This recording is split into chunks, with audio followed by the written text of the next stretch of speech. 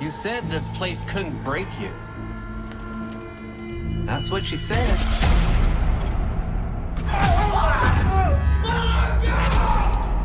Let's see.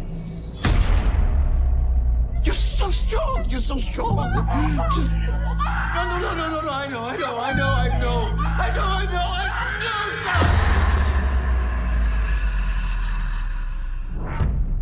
It's all just a dream. What if all this was designed just to see how we react? What if this place is trying to torture me? What if the people these monsters are killing, what if they're all in on it? What if this is all some kind of fucked up experiment? What if the answers are out there? Maybe we just didn't go out far enough.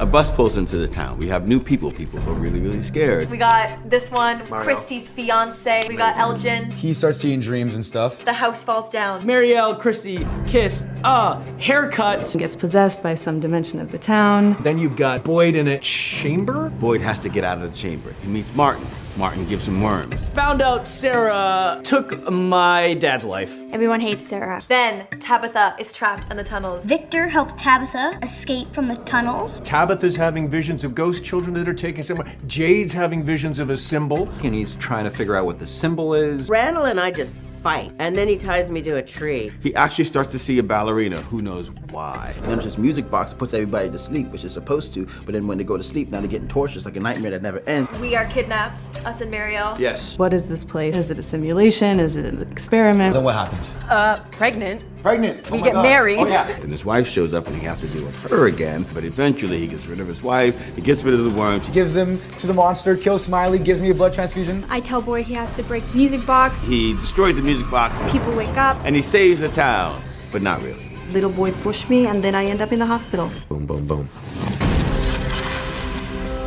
People are still trapped in a town full of monsters.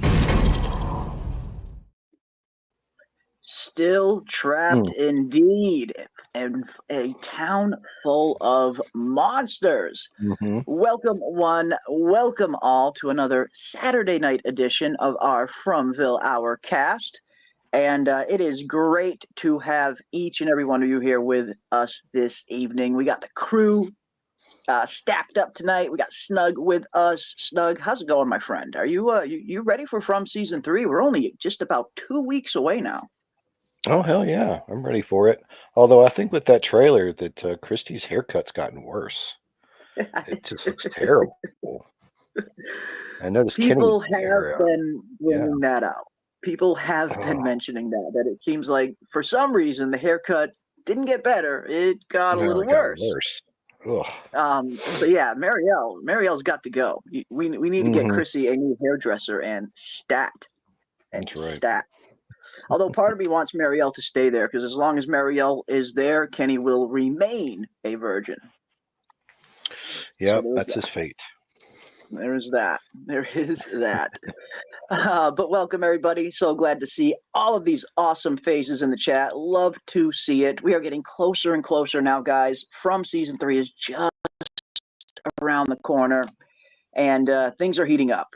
And now that we're getting closer and closer to that 2 and then 1 week mark, I really am very interested to see if they'll drop any more promotional material. Will we get another small little teaser trailer, or will it just be kind of small little snippets like they've been doing? Like if you follow them on MGM, if you follow the MGM or the From account, either on Twitter or on Instagram, they've been posting some little things here and there. Some little remix versions of short trailers that they'll add some new line of dialogue into that hasn't been in any of the previous trailers. Little stuff like that they've been doing. I wonder if they're going to keep down that road and just dropping small little snippets, or if when we get 2 weeks or 1 week away from the show actually airing, will we get one more teaser trailer? I don't know at this point. No, I wouldn't be too surprised if we don't. Yeah. We'll see. We'll see. We shall see. I mean, just it looks like this season is shrouded in mystery up until this point. I mean, even when you look at the episode synopsis, they didn't even release the episode synopsis for the final 2 episodes, which are titled Revelations Part 1 and 2.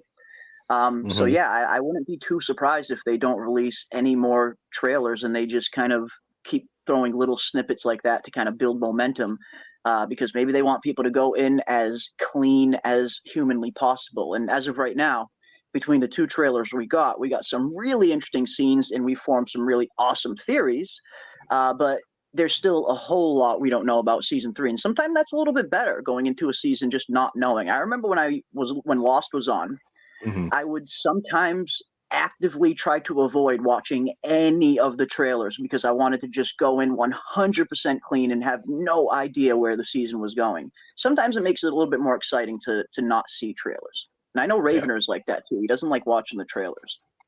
But yeah. Well, I don't think they really tell you that much. They give you little snippets, but they've got plenty of distractions in there to where they're not telling you. Like I'm telling you, Kenny is the one that's strong. It's got to be Kenny.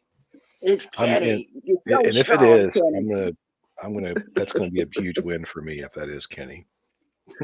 It might be. You could be right. You could be right. I mean, that's been a huge question ever since that first little teaser dropped. Who exactly is in that barn with Boyd? The only characters that we know that it probably isn't is, we know it's not Jade. We know it's not Victor because they're kind of walking down the street with Boyd when he's walking the cart down the road, excuse me. But other than that, it could literally be anybody in the cast. It could literally be anybody else. But yeah, I cannot wait to see. I can't believe we are just 2 weeks away now, guys. And tonight we are going to be talking about all things from season 3, anything you guys want to talk about. And of course, with a small emphasis on Fatima and what will Fatima's fate be for season 3. Will we have a monster baby on the way or some other kind of weird pregnancy? Will she even survive season 3? We are going to dive a little bit into some of Fatima's storyline as well. But of course, no subject is off the table from regarding. But before we do that, we got to do our normal ritual and say, what is up to the awesome chat? We got Tuxifer in the house. What is up, Tuxifer? Welcome, welcome, welcome. We got Amy in the building as well. Welcome, welcome, Amy. Awesome to have you.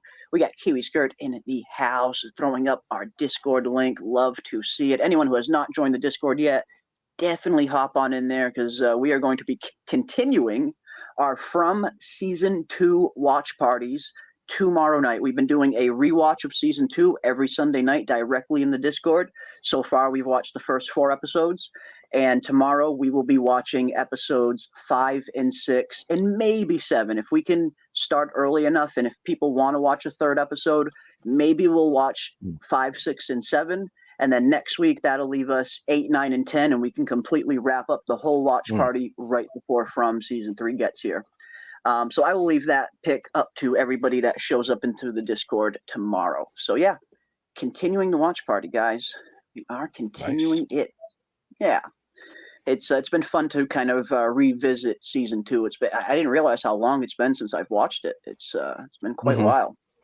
It's been quite a while. I give season 2 a little bit more credit. I think that you and Aldous do. I kind of like it. I think it builds up a lot. It doesn't resolve as much as I'd like, but I do like parts of it, especially the ending. I think. No, I mean, I definitely like season 1 a little bit more. I definitely will admit that. But no, I don't hate season 2 by any means. I mean, I do think 1's a little bit stronger. But no, I still like season 2 as well. Season 2 has some insanely good moments. So yeah, I mean, it's like I said, a little bit light on answers, but based on everything we've heard from the creators and the writer of the show, it looks like we are going to be starting to get some answers in season 3. As he says, quote unquote, the true nature of the town will come into focus, and escape will be a real and tantalizing possibility for the survivors. So it looks like the plot's going to start moving forward. Looks like it will. Do we know how many seasons? No, they have not announced how many seasons they're going to be doing in total. I mean, a show like this with this mystery box style of storytelling, sometimes it takes a little while to set things up and then pay them off. So I would be surprised if we got less than 5 seasons. I'm thinking that we'll probably at least get 5 or 6 maybe, but who knows really? It's really up in the air. But we got the umbrella guy in the house. What is up, Tug? Welcome, welcome, welcome. So glad to see you, my friend. I hope you are doing well. Yeah, thanks for stopping by. Wow, awesome. I feel honored. The Tugger is in the house himself. Wow. And it really is a good testament to the quality of show that From is, if someone of Tug's stature is watching it. So that is awesome, man. Welcome. Hope you're having a good weekend. Hope you're having a good weekend. Welcome, welcome. We got Wayne in the house as well. What is up, Wayne? Yo, yo, what is up? Late night, London, UK. What is up, London, in the house? And that's something I've been noticing a lot more lately, is people have been discovering From in all over the world, it seems. I mean, it was starting to blow up a little bit in season 2, but it's only getting bigger. I'm very surprised and impressed where some of the people are tuning in and watching the show from. London, we got people watching from India, Czech Republic, like all over the place. People are tuning in from and watching From. So that's awesome. That is awesome, awesome, awesome. But yeah, we're close, guys. We are close. Season 3 is just 2 weeks away now. Well, 15 days away, 2 weeks from tomorrow. And From season 3 will be here. Will be here. And thank you so much for that, the umbrella guy. Thank you. That really means a lot coming from you. Very much appreciate that, my friend. Very much appreciate that. It's I personally think From is one of the, if not the best shows that's on TV currently. I mean, there's a few good shows that are on. It does seem like overall TV has kind of been on the decline over the last 10 years or so. But every once in a while, you'll still get a really, really good original concept like From. And I feel like, I know we've said this a lot in the past, but it does feel like we're kind of living in the age of the reboot. Everything is a reboot of a pre-existing franchise or an adaptation of some kind of book or comic. Very rarely do we get a show like this, like From, where it's not based on any source material. There's no movie that it's based on. It's just a completely new and original story, and it's actually good. So yeah, it's nice to have good TV like this come around every once in a while. I'll take it. I will take it. We got Just Janus in the house. What is up, Just? I see Ando in the building as well. I see Debbie. What is up, peeps? I see Margie M is in the house as well. SL Rhodes. Welcome one. Welcome all. So glad to have each and every one of you here. Got Julie B in the building. What is up, Julie B? Keep slinging that link, my friend. We will get you to 100 subs before you know it. For anyone who doesn't know, Julie B just recently started up her own channel, and I'm super, super proud of her. I love seeing when people go from the chat to starting their own channel. It's always awesome to see that people take that step, and that's where I started. I mean, when I first got onto YouTube, I'm just a fan like everybody else, and I took that step into creating my own channel, and it's been one of the best decisions I've ever made personally. But yeah, it's awesome. Julie's getting closer and closer to 100 subs, and hopefully we can get her there tonight. So keep dropping that channel link in the chat, Julie. We will get you there. We will get you there. We got Golden Child in the house. What is up, Golden Child? Fatima Monster Baby, says Ando. Yes. And that is the question, isn't it? I mean, there seems to be a lot of controversy, a lot of questions surrounding this pregnancy with Fatima and whether or not it is going to be a normal pregnancy. And you guys know me, I definitely have thought this is not going to be a normal pregnancy from day one. There's just been too much surrounding foreshadowing for it to be a normal pregnancy. Everything from Fatima being dead set certain that she was not capable of even getting pregnant, from Ellis having the weird kind of thoughts of the baby being born with fangs and claws. We're seeing some interesting foreshadowing that's pointing to this baby maybe not being 100% normal. Right. And then when we see the season 3 trailer, it looks like it is even enforcing that a little bit, as it looks like Fatima is in some pretty rough shape. And it looks like the synopsis for the episodes back that up. They have released the synopsis for episodes 1 through 8 along with the titles. And if you've read through the synopsis, you can tell right from episode 2 on in season 3, Fatima seems to be getting worse. She seems to be starting to having health problems right there from episode 2 on. And as the synopsis continue, you can see that the pregnancy is getting worse and worse throughout the course of season 3. Now, we don't exactly know why or what's going to happen, but it does look like this is not going to be a normal pregnancy. And I guess we're going to have to see. I mean, I'm worried for her. I am worried for her. I don't know if she's going to make it through season 3. But what about you, Snug? When you think about this pregnancy, what comes to mind for you? You think it's going to be normal? Could it be one big red herring that the writers are throwing at us to make us think that it's going to be normal and it won't be? Where do you see Fatima going? I think it might be a little bit of a red herring, and the main reason I say that is because you've got all this Adam and Eve imagery around Fatima and Ellis as well. You've got the very first episode where she offers the apple to Julie, and then you've got the painting in their room. So I think it'll be. My prediction would be that it'll be tough, but the baby will wind up being okay. Okay. But there'll be a scare around it, and they'll have to save her in some way in order to save the baby as well. But I could be wrong. Okay. I mean, who knows? Interesting.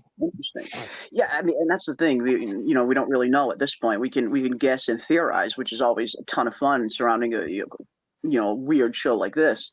But we don't really know. There's nothing we can definitively say. Again, just based off the trailer, it does look like she's, we see her bleeding from the mouth and potentially losing teeth. But from what I have been told from some of our female members of the chat, that is something that tends to happen with female pregnancies. And it makes sense. I mean, when you have a new life growing inside you, they are pulling a lot of nutrients and sustenance from you. And apparently, sometimes your calcium levels can drop really, really low and make you lose or make your teeth loose or even lose teeth all entirely, which is something I did not know before that. So who knows? Like you said, it could be just one red herring, and maybe it's just our average run-of-the-mill pregnancy with your normal everyday complications. This is Fromville at the end of the day. It's not like she has access to a full hospital. All she has is Christy, who is a 2-year med student, not even really a full doctor yet. And the only thing they have is a clinic that has been makeshifted out of an old elementary school. So they're not working with the best of resources, you could say. And they don't have any.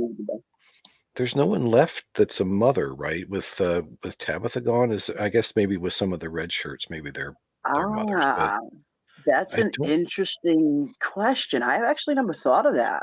Yeah, are there any mothers left in Fromville? I mean, we know it doesn't seem like there's any kids in Fromville. It seems like Megan and her mother Megan was one of the only kids at the beginning. She gets slaughtered in the first 10 minutes of the episode. Then the Matthews family shows up, and we have Ethan.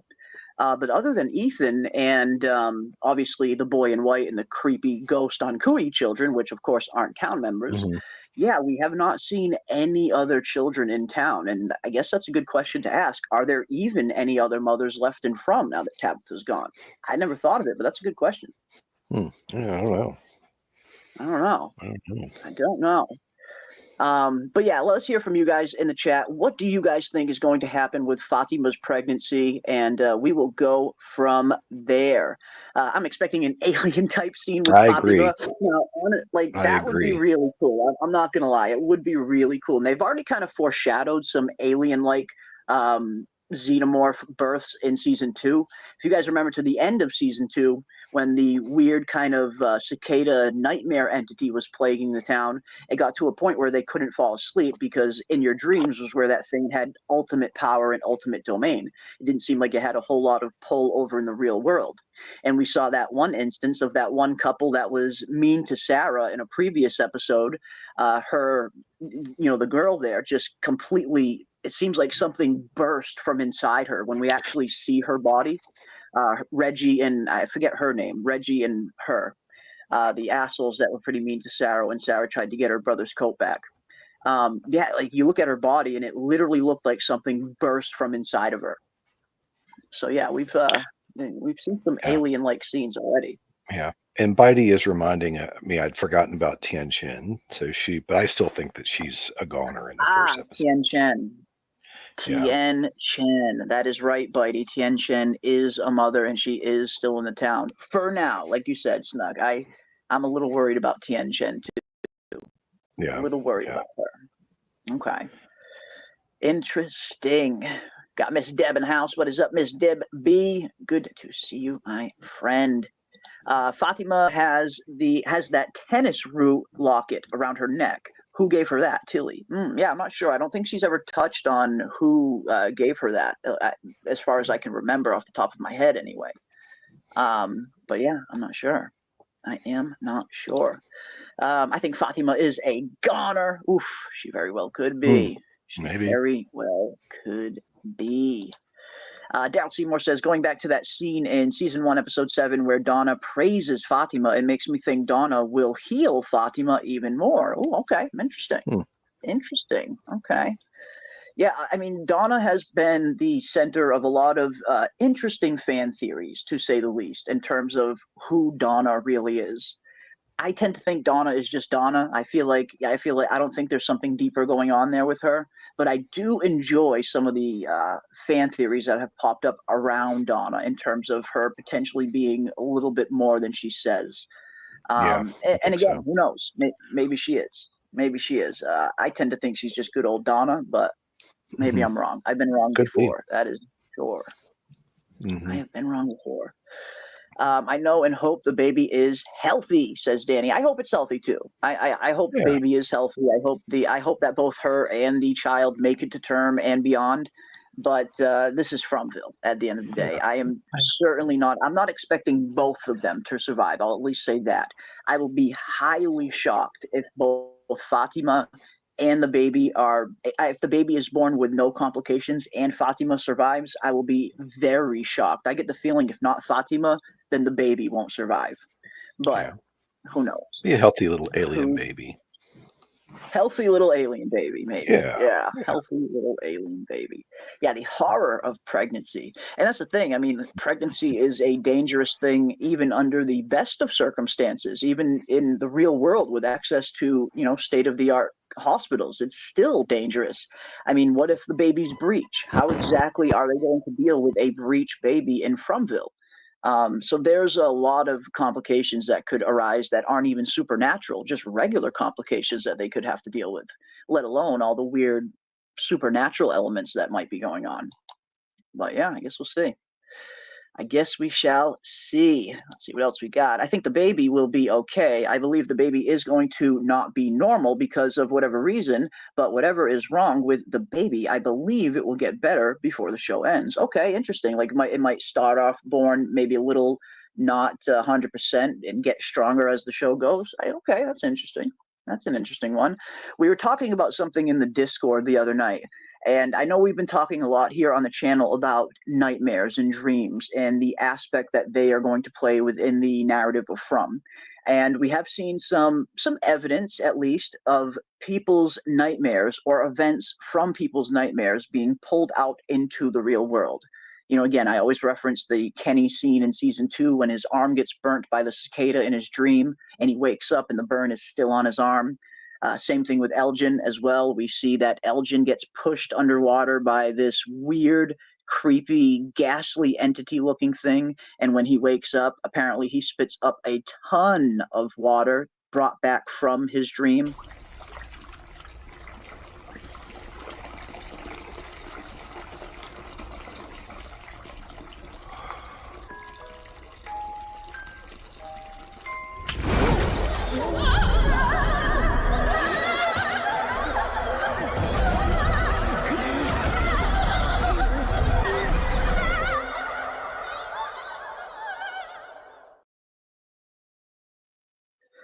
Oof, creepy, creepy, creepy. And then, of course, the way that the actor who plays Elgin, the way he describes it as when he woke up, it wasn't just a little bit of water that he spit out of his mouth. It was like almost, like I like to say, exorcist level projectile vomit. It seems like it was almost a river of water, the way he describes it, that came out of his mouth when he wakes up. And the way he describes it like that, it makes me wonder if they did film that scene and it just didn't make it into the episode. Because how does he know those kind of details? I mean, I suppose those details could have been in the script. that that he was supposed to play it like there's a ton of water when he wakes up. So I suppose it could have just been script information, but I also wonder if there's a slight chance that maybe they filmed that scene and it was one of the ones that they had to maybe cut out. I don't know.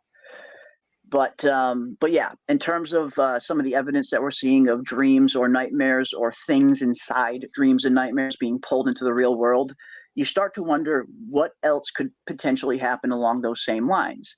And we were talking about this I believe it was in the Discord last night, or it might have been during the stream. I'm not 100% sure which.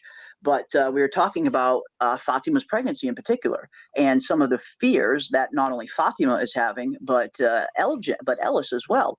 And you see Fatima and how dead set certain she thought that she couldn't get pregnant, like 100% certain, almost like she had maybe even a surgery to make it, physically impossible for her to have children. And then you start to wonder, was getting pregnant in and of itself one of Fatima's fears? Could the reason she's pregnant is because that is her fear that is being pulled out of her own head and manifested here? We have heard the entity kind of back this up a little bit, saying that it's not just nightmares that the forest plays on, but hope as well. Then we get that whole kind of foreshadowing from Sarah when she talks about the theory that her brother had about people's nightmares literally coming to life in the forest, people's nightmares being pulled directly out of them, their worst fears being pulled directly out of them. And I started to think, if that is really a thing, could it be possible that getting pregnant was one of Fatima's biggest fears, and that's why she is pregnant now? Yeah, I like that. Yeah, it's a possibility. And I feel like we can take it even a step further, because then I also thought we look at Ellis's fears as well. And Ellis's fear is that the baby is going to be born with fangs and claws. What if his fear of that ends up manifesting it in the actual show? Almost kind of playing with the whole idea where you are the architect of your own nightmare at the end of the day. Your worst fears are literally being used against you in this place. So yeah, I just thought that was pretty interesting. You think there's any chance that Fatima herself could have conjured up this whole pregnancy herself because it was one of her fears? I think so. I can go along with that. I think it makes sense. It's an interesting one. I don't know that she said it, but I don't know that she specifically said it, but it would make sense that maybe she would be afraid of that in that situation, in the situation she's in. No, she never outright says that she's afraid of pregnancy, but I'm kind of just basing it on, again, it's just a theory. I know it's very kind of tinfoily, but I'm basing it solely on her reaction to getting pregnant. She looked afraid. Like when she's telling Donna that she's pregnant, and she's kind of stopping Donna and saying, "No, you don't understand, Donna. This isn't pregnant. I can't get pregnant." And you see Donna trying to be all joyful about it, and Fatima just has a look of dread on her face, like she's afraid of this almost. So that's where some of it's kind of coming from. And then I thought about, again, the Elgin scene, the Elgin scene of him having this fear that the baby is being born with fangs and claws. Could that literally end up why the baby is being born abnormal? Maybe. I don't know. I don't know. But yeah, I just thought it was an interesting theory. Just an interesting theory. Possibility. Yes, indeed. Yeah, she also said, the doctor said she cannot have kids. But she did say something like that, right? I wasn't 100% sure, so I didn't put that. I should have gone back and rewatched the scene. But she does say something like that, like it's medically not possible or something along those lines. So yeah, it just raises more questions. If she was so dead set convinced that she couldn't get pregnant, why is she pregnant? Now, also, there is another option that Fromville itself changed her. And we've seen all of the kind of similarities and the correlations that From has to Lost. And Lost had a similar aspect to the show. I won't spoil too many things because I know there's a lot of people in the audience that are currently catching up on Lost, which I absolutely love. It's one of the best shows of all time, in my opinion.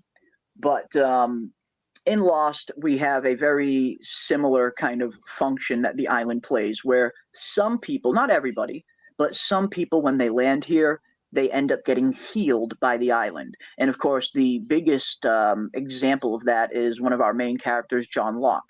he's paralyzed from the waist down. He's been paralyzed for the last 3 years. And then he lands on the island, and all of a sudden, boom, he can walk again.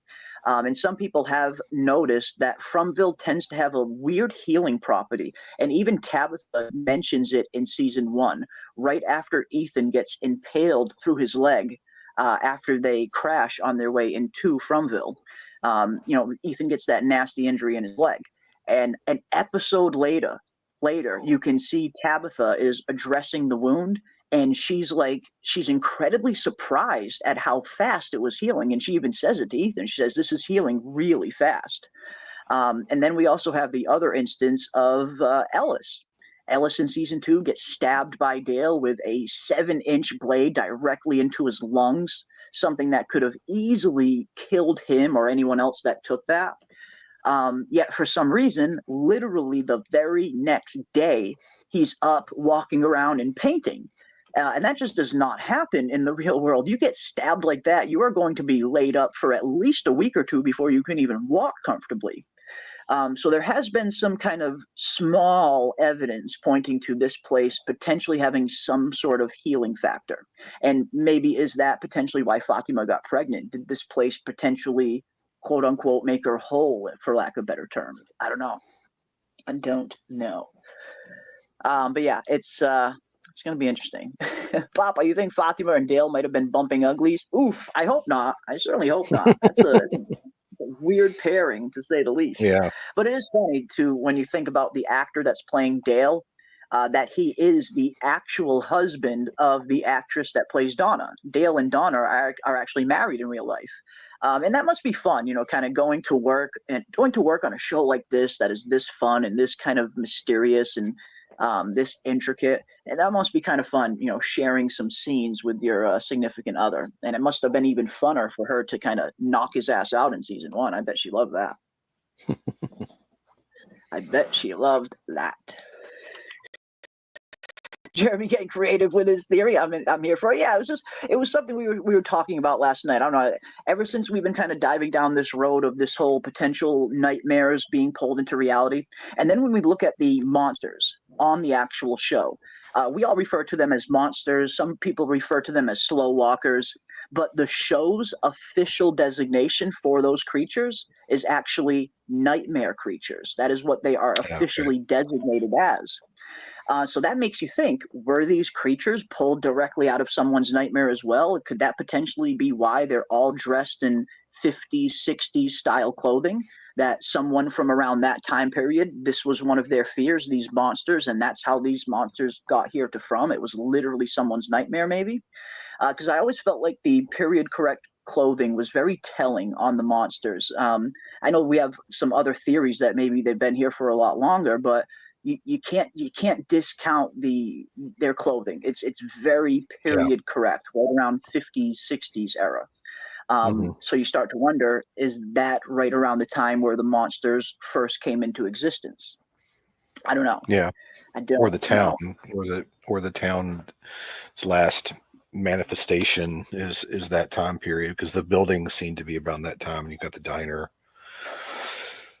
maybe not the diner. So I don't know. Mm-hmm. Yeah, and that's the thing, some of the houses, like the Matthews family house that collapsed, Tien Chen's family house, the houses in the town, a lot of them look like they could be right around from the 50s, 60s era based on their style of architecture. But then you look at Colony House, and Colony House definitely seems like it's a little bit more Victorian era style, maybe Civil War era style right around there. It's a much older house based on the architecture. They don't build houses like that anymore. And trust me, I know that's what I do for a living, is build houses. I would have loved to work on a house like that when they used to build houses like that. The craftsmanship, people were true artists back in the day when they were carpenters. Not that we aren't nowadays, but you look at some of the buildings that were built back then in those time periods, and man, just absolute artistry for some of these architectural designs. But then, of course, you look at Father Cautry and what he's using as a church, that little stone hut, and that definitely looks like it's much older than 50s, 60s era. That looks like it could easily be Civil War era time.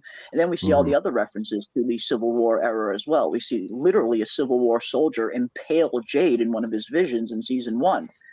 One of the numbers that is on the lighthouse wall that is in Tabitha's vision is 1864 as well, which happens to be the same year that is written on the bottle that Boyd pulls out of the bottle tree at the end of season 1, and just so happens to be right around the same time as the Civil War as well.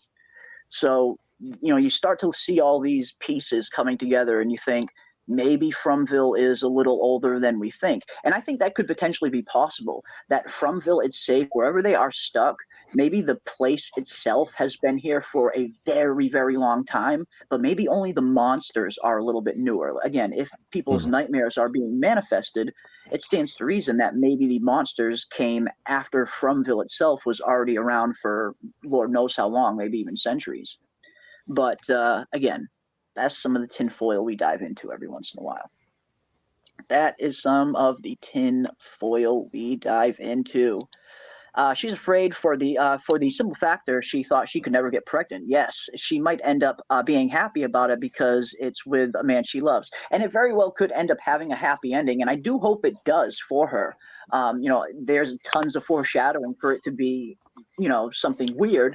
But like you said, I mean, she was so convinced that she couldn't get pregnant, like Golden One says here in the chat earlier, like that maybe she even had a hysterectomy, that she was physically incapable of getting pregnant, and maybe that's why she's so kind of freaked out right now, because here she is getting pregnant and she thought for sure it wasn't even possible. Right here, Golden Child, but Fatima did say it was impossible. She's kind of basically saying like she maybe had a hysterectomy, and from what I gather, that kind of procedure is irreversible. It's not like a man having a vasectomy and there's a slight chance that a swimmer can still get through. From what I hear, a hysterectomy is very final. There's no going back from that point. Right. But again, you see a guy get a hysterectomy and there's a good chance he'll never get anything pregnant, but there's always a slight chance a swimmer can get through with a hysterectomy, but with the vasectomy, excuse me. But yeah, maybe that's what happened. Maybe that's why Fatima is so afraid right now. Maybe she literally physically thought she was incapable of getting pregnant, like she didn't even have the right necessary parts to get pregnant. Fatima may have been told she doesn't have the works to get pregnant. Now she's in this weird place with demons. I mean, how good could it be? And that's what I'm saying. Like, this is Fromville at the end of the day. Like, this place is, we've seen what this place does. I mean, the chance that this is going to be just an average happy pregnancy, I feel are very slim. I feel it's very slim. But then again, who knows? Who knows? Daryl Seymour says, I think the show wants us to think that this place is healing people when in actuality, it's probably Donna healing people. Ooh, okay.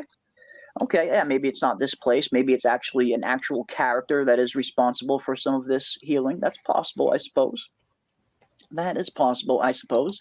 And then, yes, as Julie brings up here, this is a very interesting one. And this is why some of the synopsis can be maybe a little spoilery at times, but they can also be very insightful. So if anyone doesn't want any spoiler for a synopsis for an episode 6 of season 3, maybe just mute for like 20 seconds, 30 seconds. But Julie B here says, in season 3, episode 6, the synopsis says Ellis and Fatima come to a decision on her pregnancy. And then episode 7, concerns about her pregnancy deepen. They might try to end the pregnancy, but it won't work because it's an entity, not a baby. And this theory I really do enjoy. Because, yeah, the synopsis does make it look like they are having a very important decision that they're going to have to make. And yeah, it does seem like that could potentially be the decision. If this pregnancy is actively making Fatima sicker and sicker and sicker, they're going to be faced with the chance to, what do they do about it? And yeah, maybe they try to, end it, as Julie says, and it doesn't work because it's not really a baby. It's really, something else. So that's an interesting theory. Yeah. It'd be very dark. It would be very dark, that's for sure. For sure. And this is an interesting one as well. And yeah, who's to say the baby is evil? What if it ends up being the town's savior? It may be there to help. And exactly, there's just so much we don't know. I feel like there is some evidence, or at least there's some kind of foreshadowing for this baby maybe not being a little bit normal. So I totally understand why a lot of people think it's going to be not normal, because there is some surrounding evidence, or there is some surrounding foreshadowing pointing to this not being a normal pregnancy.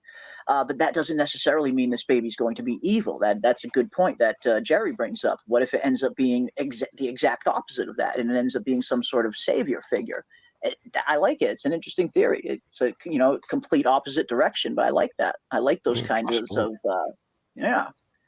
And that's what's so fun about From. There's just so much we don't know, that so many theories are very much still in play. You can't really look at a whole lot of theories and just 100% debunk them based on season 1 and 2 alone. So yeah, I like it. Interesting stuff. Interesting stuff. Wasn't there a soldier in the woods chasing someone at some point? I forgot which episode. Yes, in season 1, when Jade and Jim go to test the radio for the very first time, and they climb the tree Jim climbs the tree to put the radio up there. While Jim is climbing, Jade is down below, and he starts seeing a vision of that symbol that he's been seeing carved into the tree. And next thing he knows, a Civil War soldier is shooting at him and chasing him, and even impales him with his bayonet. But luckily, that vision stops right there, and Jade doesn't actually get hurt. But yes, that did happen in season 1. I don't exactly remember the episode. I think it might have been right around episode 5 in season 1, maybe. But I could be wrong. And Bitey points out that all the kitchen appliances are from the 50s as well. Ooh, interesting. So we get some more evidence there pointing to this kind of 50s, 60s era, period correct items, clothing and kitchen appliances too, I guess. Awesome. I'll explain why Dale's always arguing with Ellis. I'm liking this Dale is the father theory. I'm kind of liking that. The chat's been discussing. That'd be a twist. Ooh, okay. Okay. I mean, it would be an interesting twist, wouldn't it be? Like, imagine that if Dale, of all fucking people, turned out to be the father of Fatima's kid. Like, how the fuck does something like that happen? The most shocking revelation ever. Yeah. It would be one of the more shocking revelations, for sure. That would be one of the weirder ones. Would be one of the weirder ones. Yeah, so I guess no baby shower, says Vic. Maybe. Yeah, Fatima midichlorian pregnancy. LOL. Yeah, she's birthing Anakin. This is going to be this baby's going to bring balance to the Force. The balance that Disney could never bring to it, unfortunately. Maybe that's the case. Anything is possible in From. No way it goes well. It can't. They don't have the tools to take care of a baby. They got no food. And that's another interesting point as well. And yes, we are heading into a massive food shortage heading into season 3. And even some humans are going to be faced with the very reality that starvation is going to be possible. Starvation is definitely not going to be off the table. And if that's the case, yeah, I mean, an extra mouth to feed like a baby only makes things that much harder. So, yeah, I mean, even if the baby does survive, make it to term, and is born healthy, there's no guaranteeing the baby will even survive if they can't figure out this kind of food shortage thing that's going on. Mm-hmm. Yeah. Interesting stuff. Yeah, the baby that was promised. Unfortunately, we didn't get Jon Snow and the prince that was promised like we should have gotten in Game of Thrones, as that crashed and burned. But maybe we'll get a prince that is promised here in From. Maybe. Not even Ryan Condal can stop this pregnancy. Oh, shit, Ando. Man, yes. Yeah, an episode of Maury Povich. Dale, you are the father.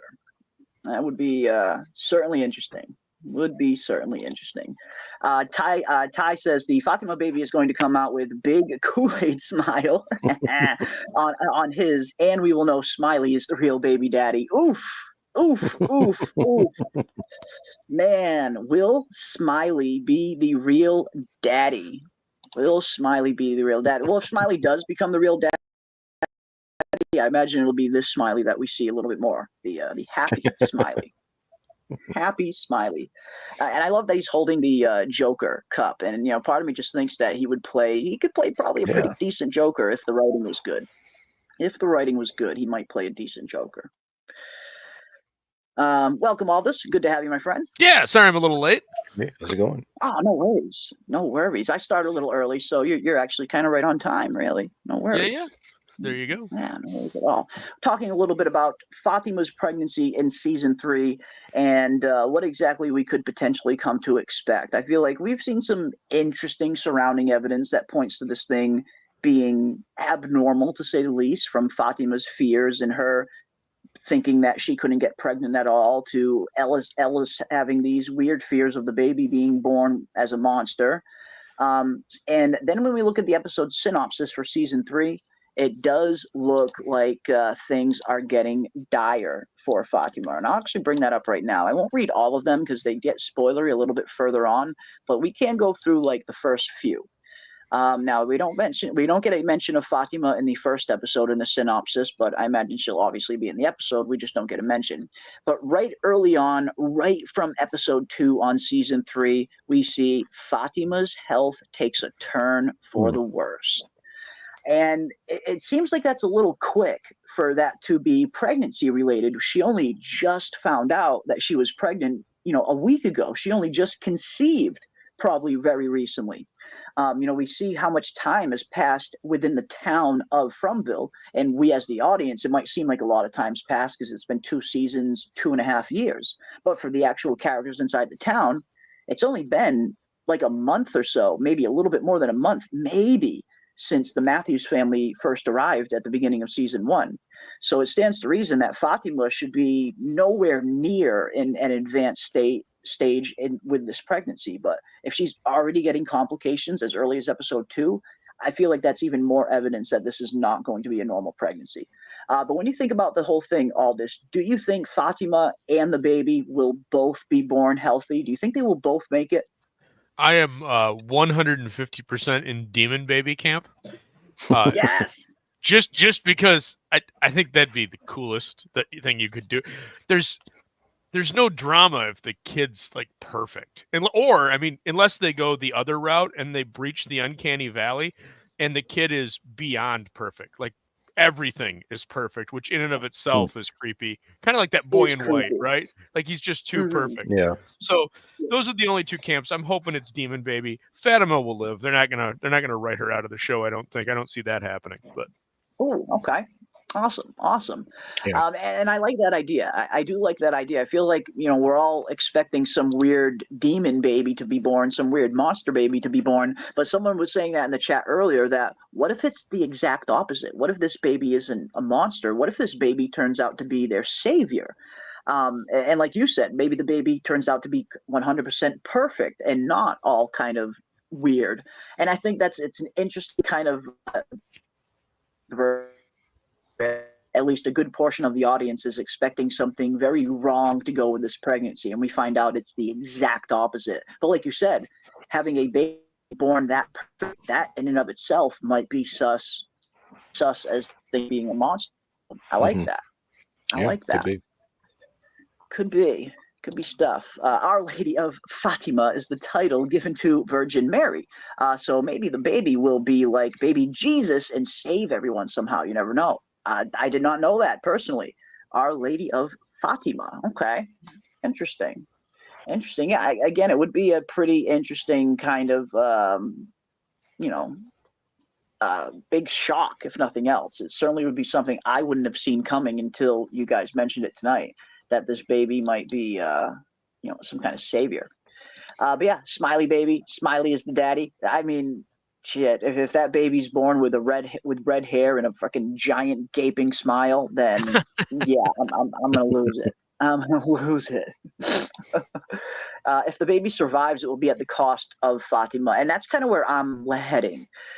If not Fatima, the baby. I feel like at least one of them will die. I get the feeling not both of them are going to make it, but who knows?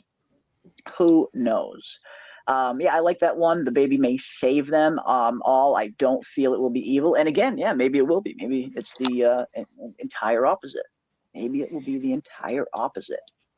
The baby is the talisman to get them back to the real world. Oh, interesting. That's an interesting one, Ando. I like that. Yeah. They had to. Okay, so that brings up an interesting question. As part of this, like, in spite of everything, love triumphs above all, or at least passion, and you get the resultant of, because who would be crazy enough to bring a child into the world of From, right?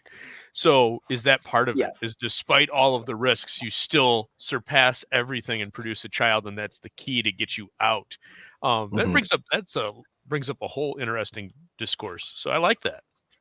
Yeah, I do actually like that. I think that's an interesting perspective to take. Yeah. It is a possibility. I mean, and I don't think we have any reference at all to any child ever being born here in Fromville, at least as far as I can tell. They've never referenced anything like that on the show, that there's ever been any kind of birth here, whether it's in our time period or even back in 1978 during Victor's he was a child. Get that a child has ever been born here. So I start to wonder, could this potentially be the first child that was ever born here? I mean, I don't know. I mean, it's an interesting, again, an interesting case of events. Likely. Yeah. I guess it's possible. I suppose it is possible. But yeah, I can't wait to see what's going on. I do think this is going to be not your normal average run-of-the-mill pregnancy. I think something bad is on the way. Something almost as bad as the poor haircut that they gave to Christy in season 2. Man, I miss Christy's hair. I do miss Christy's hair, I must say. I miss her hair. Yeah, she got like a mullet now. It's like a full-on mullet. It somehow got worse. Yeah. It somehow got worse. Yeah, it somehow got worse between the seasons. But yeah, I don't know. Maybe that is Fatima pushing Elgin underneath the water because the baby maybe absorbed all of her nutrients and now she's severely dehydrated. And that's exactly what I said the other night. I was bringing that up on a stream. And that was the first thing that kind of came to mind, because you look at this weird, creepy freaking thing that was pushing Elgin down, and it's very hard to ignore the similarities of how similar it is to Fatima in appearance. So I had the exact same thought, Xavier. Great minds, my friend. Great minds indeed. What if this is what Fatima is going to turn into? What if this is what the pregnancy turns her into? Because then I looked a little bit closer at the teeth. And we know, based on the season 3 trailer, it looks like Fatima is starting to lose some teeth. And I know that's a regular part of pregnancy sometimes with the calcium deficiency. But then you look at this monster, and it looks like it's missing a ton of teeth. It looks like it's only got a few teeth left in its mouth. So that started to make me think even more, like, holy cow. Was Elgin potentially seeing a future version of Fatima in some weird way? Or could this potentially even be what Fatima's baby turns into? Yeah, I like that idea for some reason. Again, it's hard to discount the Fatima similarities between the hair is just like Fatima, the pronounced cheekbones, very similar to Fatima's face in terms of the facial structure, and kind of the long face as opposed to a round face. Fatima does have more of a long face like this. And then, of course, you see the Asian kimono. Fatima is always walking around From in kimonos like this. Not this exact one, but she always wears kimonos very similar to this. So yeah, I mean, you look at all the surrounding evidence and you start to think maybe this thing is Fatima related. And like you said, Xavier, I had the exact same thought. Maybe this is what the baby is going to turn her into after it just completely drains her of all of her life force and leaves this husk afterwards. So yeah, just a tinfoil theory, but I do like that one. And yeah, this is a good point as well, as Wolfspear brings up. This show hasn't given us anything we've expected, so the baby will be okay. And that's a very real possibility. You know, the show does kind of tend to tease us over here while something is really happening in the entire opposite direction. And we see that with a lot of the trailers that they put together. Some of these trailers are deliberately meant to throw us off. So yeah, that could be possible. Ooh, I like Christine Jellybean in the chat. She says the baby could be born with a symbol on it. Could we get the what is it, Yanakui or whatever? Gosh, how do you pronounce that? Well, that would be weird. Yeah. That symbol, like a birthmark. Oh, okay. Interesting. Yeah. I suppose it's possible. Yeah, I mean, we know this symbol is going to play a very seems to be playing a pretty vital role, whatever the symbol turns out to be. And that could be pretty interesting if, yeah, you see the baby born with this symbol as like a birthmark or something. That's interesting. That's an interesting And you got theory. Okay. Kiwi Skirt's follow up that it might be a map to a way out or something like that. Yeah, kind of the water world method. Excellent movie, by the way. Okay, I like that. Snugglis's weekly bad take. Next week, stand by for his praise of the postman.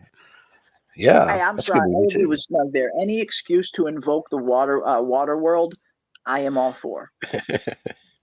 I am all. I don't know you guys anymore. But yeah, I mean, yeah, no, I like that. I like that's very intriguing to think that might potentially happen, because again, there's just so much we don't know, and as Wolfspear brought up, anytime we think one thing's going to happen, something totally different happens. So yeah, I certainly, it would have been something I wouldn't have seen coming if the baby was kind of born with this symbol kind of birthmarked on it, and if it is, what exactly does that mean at the end of the day? That opens up a whole new can of worms, for lack of a better term. We see that the monsters in the caves have children imprisoned inside. They take children and keep them locked up, feeding them the human meat that they get from the people they kill. Ooh, interesting, Wayne. Interesting. Yeah, we do see the cages that are down there in those caves, and when I saw those cages, that I kind of initially took that as those are probably where the Ankui children were kept, because the very first time we actually see those caves is when Victor and Tabitha are down in those caves, and Tabitha walks by one of these kind of cell-like things, and that is the first time she sees the Ankui children for the first time. It pops right up to the cell, almost like the Ankui children were being held captive in these things at one point. And then we look at the kind of ritual that seemed to be happening here with all of these stones, even though the stones don't seem to be in the cave anymore when Jade goes down there. It seems like at one point someone or something, the monsters or something, were keeping these Ankui children in these caves. But then again, this is an interesting theory as well. Like Wayne's theory is kind of an interesting tweak on the theory that maybe it's not the Ankui children that are being held down there, but other children. This is they're feeding children to to people, to the monsters. Maybe, I don't know. Maybe that's why we never see any children in From. I mean, we never see children in this place. Maybe that's why they're getting snacked on. Well, Vic brings something up that I can comment on. Vic says maybe all the colony house women are on some kind of birth control. We know that they smoke copious amounts of cannabis, and cannabis does affect fertility hormones in women and can cause a difficulty. You can still get pregnant, but it can cause a difficulty if you're moving your estrogen out of cycle. So that is a possibility for sure. Interesting. Possible. Okay. I can dig it. Rip the Dodo Birds hates Smiley. Rip the Dodo Birds hates Smiley. My blood is your blood now, motherfucker.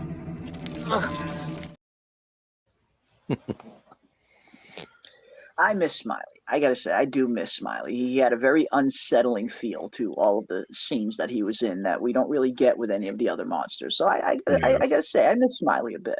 I do miss me some Smiley. And over time, no light and human meat diet, they turn into monsters. Ooh, interesting. Well, I mean, that would play a little bit into the whole Wendigo theory that seems to be pretty popular in some portions of the fandom, where some people think these monsters might be Wendigos.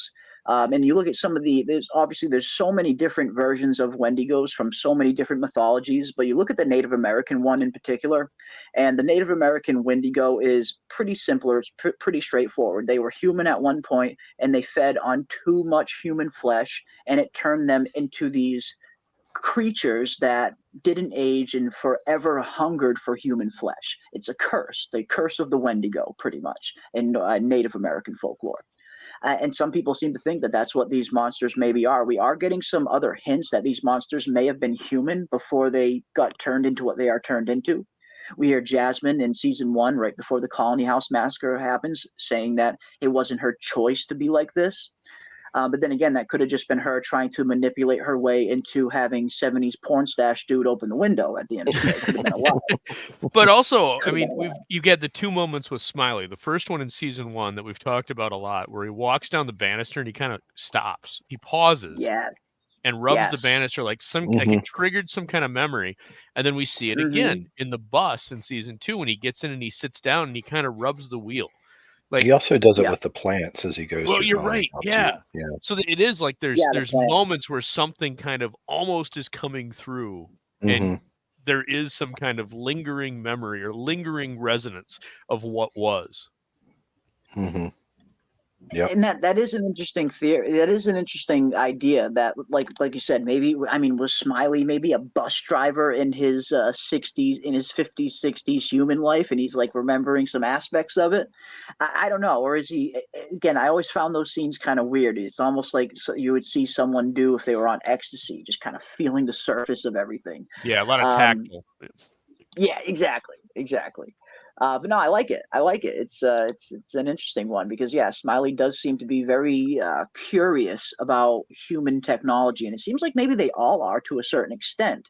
I mean, after all, when we do finally get our first look into those caves, when Victor and Tabitha are down there, it seems like there's tons of human shit down there, from tricycles, TVs, dressers, puppets. Like, there's all kind of weird human mementos down there in those caves. Now, could that be from their human lives, or could that be souvenirs that they're taking from their victims to bring down there to remind them of when they were human? I don't know. It's very strange to see all that weird shit down there in those caves. Very weird indeed. But yeah, who knows?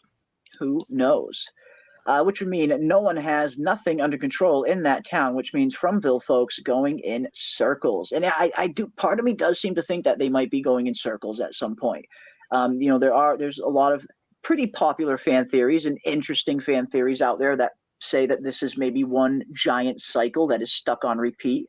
And I feel like there's some potential hints that could maybe point to something like that, at least with the characters.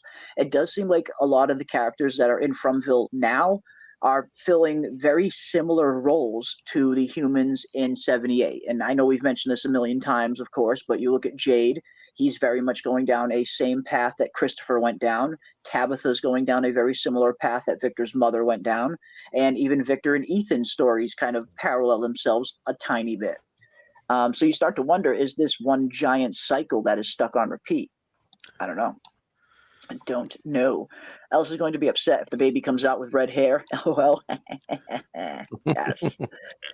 Donna is there, so Fatima will be okay. And a lot of people seem to think Donna is this kind of witch-type creature or something supernatural, that Donna is actually...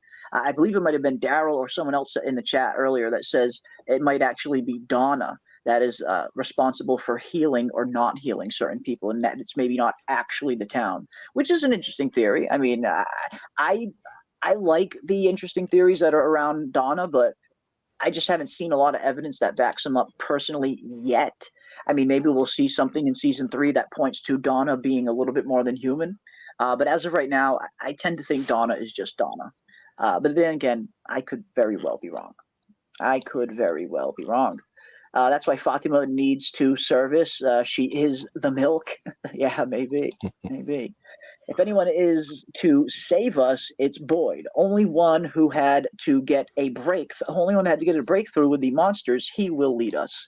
Yeah, I think Boyd is definitely going to be very important when it comes to leading this town out of here. I don't know if Boyd will ever make it out of this place himself, but I do think Boyd will be vital to getting everybody else out. I feel like Boyd's fate is to die here in Fromville just like his wife, and maybe even be reunited with her afterwards. I get the feeling Boyd's not heading for a happy ending where he gets the whole town out and he makes it out himself. I don't think that's what's happening with Boyd. But then again, who knows?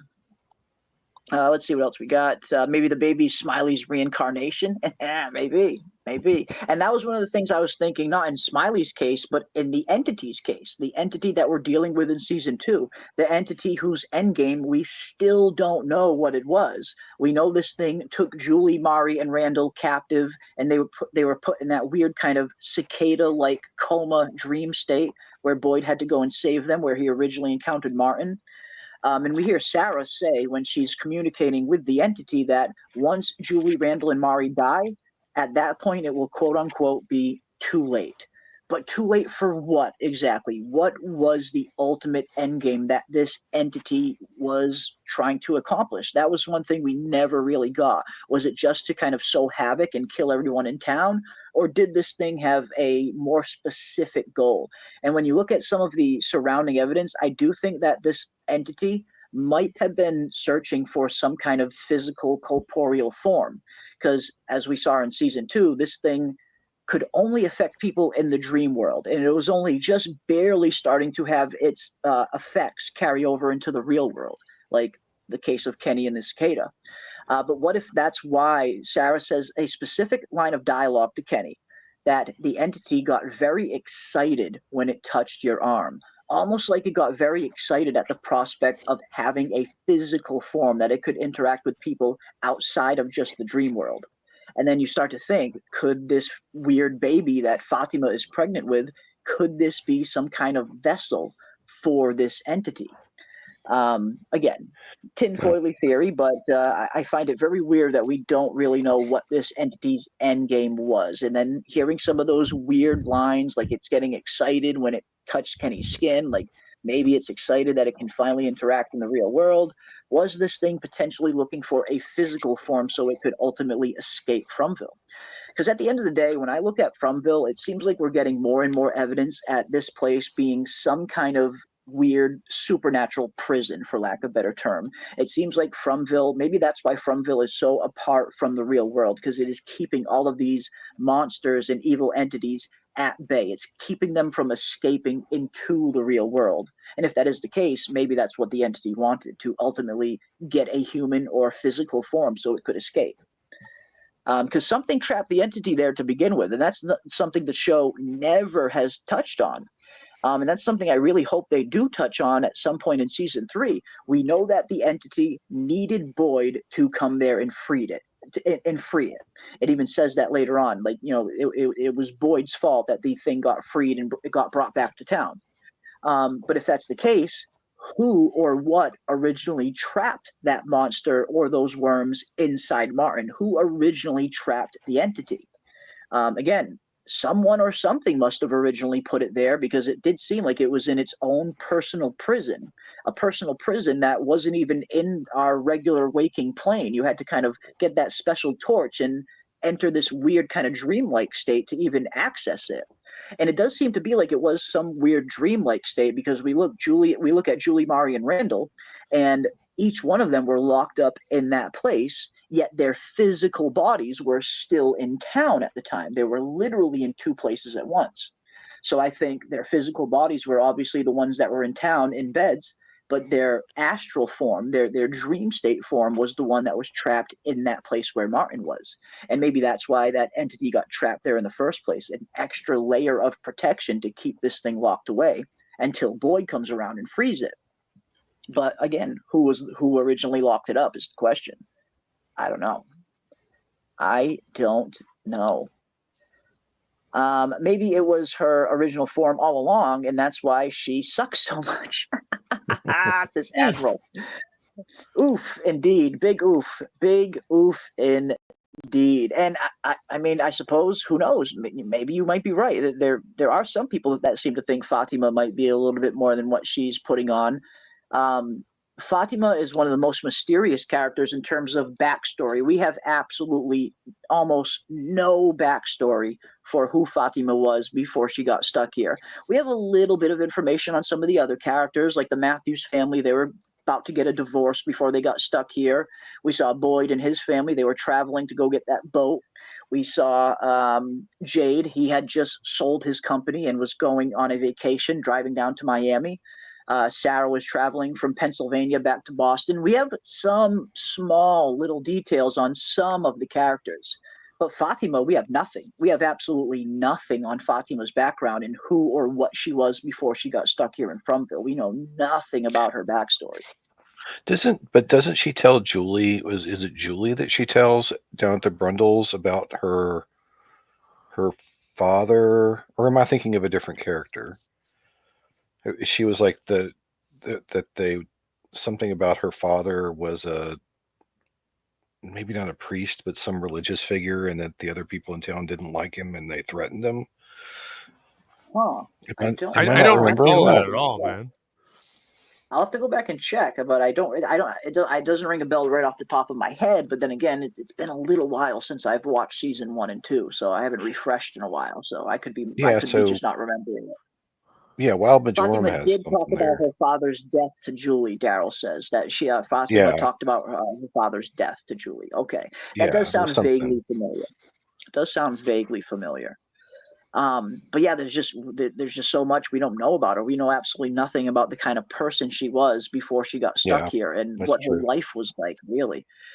It does, when she has that, we have that one episode in season 1 when Fatima is coming up on her 1-year anniversary, and she makes it seem like she's finally found like the quote unquote family that she's always kind of looking for here in Fromville, the people at Colony House.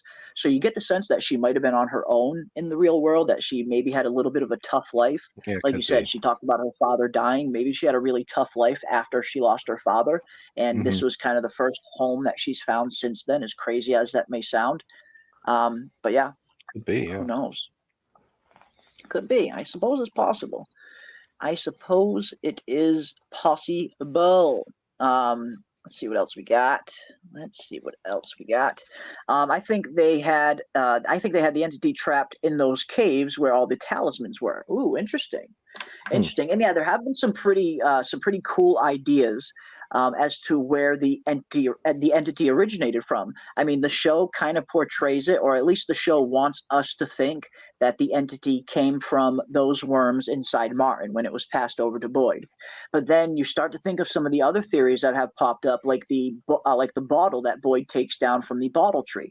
And when you look in some real world mythologies and folklores in Africa and other parts of the world, there is this kind of ritual where they will take glass bottles just like that, and hang them in trees. And those are a representative of, they're supposed to meant to kind of trap evil spirits, basically. Seeing bottles hanging in trees. In some cultures, obviously, not all, but in some cultures, it's meant to signify that these are trapped evil spirits. And if you open the bottle, you let the spirit go. And some people have been pointing that maybe that's where the entity really came from. Although we assume that it came from Martin and the worms, the only real definitive information we get from the monsters is that Boyd freed it. But could Boyd have been the one that freed it when he opened the bottle that had 1864 in it? Maybe. It's a cool theory. It is a really cool theory that I like. I kind of lean a little bit more towards the entity came from the worms, but I don't know. I like the theory that maybe Boyd unleashed this entity when he opened that bottle with 1864 written on it inside. It's a cool theory. It is a cool theory. Poor Kenny. Someone's going to take one for the team eventually. I don't know. I think he's going to die a virgin, personally. Sorry, Snug. Just brutal. I was thinking. I think I agree. Maybe it opened up the possibility of being able to go back to wherever Martin was by opening the bottle. Like that, if you put the dates in there, the dates are maybe different time periods that the town has existed, and then if you open it up and look at it, I think you might be onto something there, because Boyd keeps that piece of paper when he takes that bottle down. He has that piece of paper inside it that reads 1864, and I have to imagine he probably had that piece of paper on him when he went into the faraway tree. And could that potentially be what directed him to Martin, maybe? That's an interesting theory, Snug. I like it. Yeah, I like that one. Let's see what else we got. Yeah. And yeah, here we go. The entity came from the bottle that Boyd broke. Again, I really think that's a cool theory. I mean, again, the show definitely is trying to make us as the audience think that the entity came from the worms, but what if it didn't? The only real hard kind of line we get is when the entity says to Sarah that Boyd freed it. But in what manner did Boyd free it? Did Boyd free it from Martin and take it back to town? Or did Boyd free it when he opened that bottle? Again, it's a cool theory. I wouldn't be too surprised if we find out that maybe that is the case. Who knows? Who knows? Let's see. Oh yeah, her backstory was that her father was a religious leader that got executed. That's right. Yeah, Fatima Hassan is her last name. So yeah, I get the feeling. Yeah, she was her father was probably executed in the Middle East somewhere. And yeah, Fatima was a pothead, and seems to me like she still is. We hear Donna say in season 1 when Fatima is having her 1-year anniversary party that Donna calls Fatima and credits Fatima with having a green thumb. So it seems like Fatima is growing a good deal of the cannabis for Colony House. So yeah, she gets an A+ in my book for that. She gets an A+ in my book for that. The OG theory about the cicada monster is that the cicada monster is in the past. It had been killed sometime in the past, but got to be freed into the future by following Boyd. Okay. That's cool. That is a cool one. I don't know if I've heard that one before, but I do like it. I do like it. Yeah, maybe. Maybe. But I still don't like her, and she can totally go this season. Admiral being savage. Admiral is savage this evening. I like it. I like it. Yeah, Fatima is an Iranian refugee. Her father was murdered by the moral police. Okay, yeah, something along those lines. Yeah, Iranian. Okay, gotcha. It's all connected to different religions, and we're definitely seeing a lot of at least hints or some inspiration from a lot of various different religions that are being sprinkled onto the show, just like we're seeing a bunch of different mythologies and folklores being sprinkled into the show, like Norse mythology, Scottish and Irish Fae mythology, and even a ton of Native American mythology. They're sprinkling a lot of that kind of stuff in there. So I like it. I like it. And now this is an interesting question. Do you think we have met the big baddie? Is he, she one of the show characters? That's one thing I have been dying to find out, because usually in your normal kind of story structure, where whether it's the hero's journey, 3-act structure, usually you get the problem presented in the story very early on. And by problem, I mean the antagonist. Who is the main antagonist of the story? Because until we know who the main antagonist is, the survivors have no chance of defeating the antagonist until they know who the antagonist is. So I've been wondering that a lot. Who is going to be the quote-unquote big bad of From? Or will there even be a big bad on From? This could be a totally different form of storytelling at the end of the day, where there is no one main villain, just a bunch of small horrors that they deal with along the way, like the monsters and entities and other things that they might come across. But then I start to think maybe the town itself, maybe this place, maybe Fromville itself is the main antagonist. Maybe the main goal, the main problem is to defeat the town by escaping. Because again, it does seem like this town has some sort of sentience. Whatever this place is, whatever is in control of this place, it almost seems like this forest and this town is alive, for lack of a better term. And we've seen plenty of evidence to back that up in terms of them building the radio at the end of season 1, quote unquote, breaking the rules, and then what this place was sent a storm directly to knock the radio tower down. We see Jim digging in that hole to try and find Tabitha, and boom, something completely destroys and collapses the house right on top of him. Something is in control of this place. Something has a great deal of control on whatever is going on here. And it makes you think that maybe Fromville itself is sentient. It has a consciousness, for lack of better terms.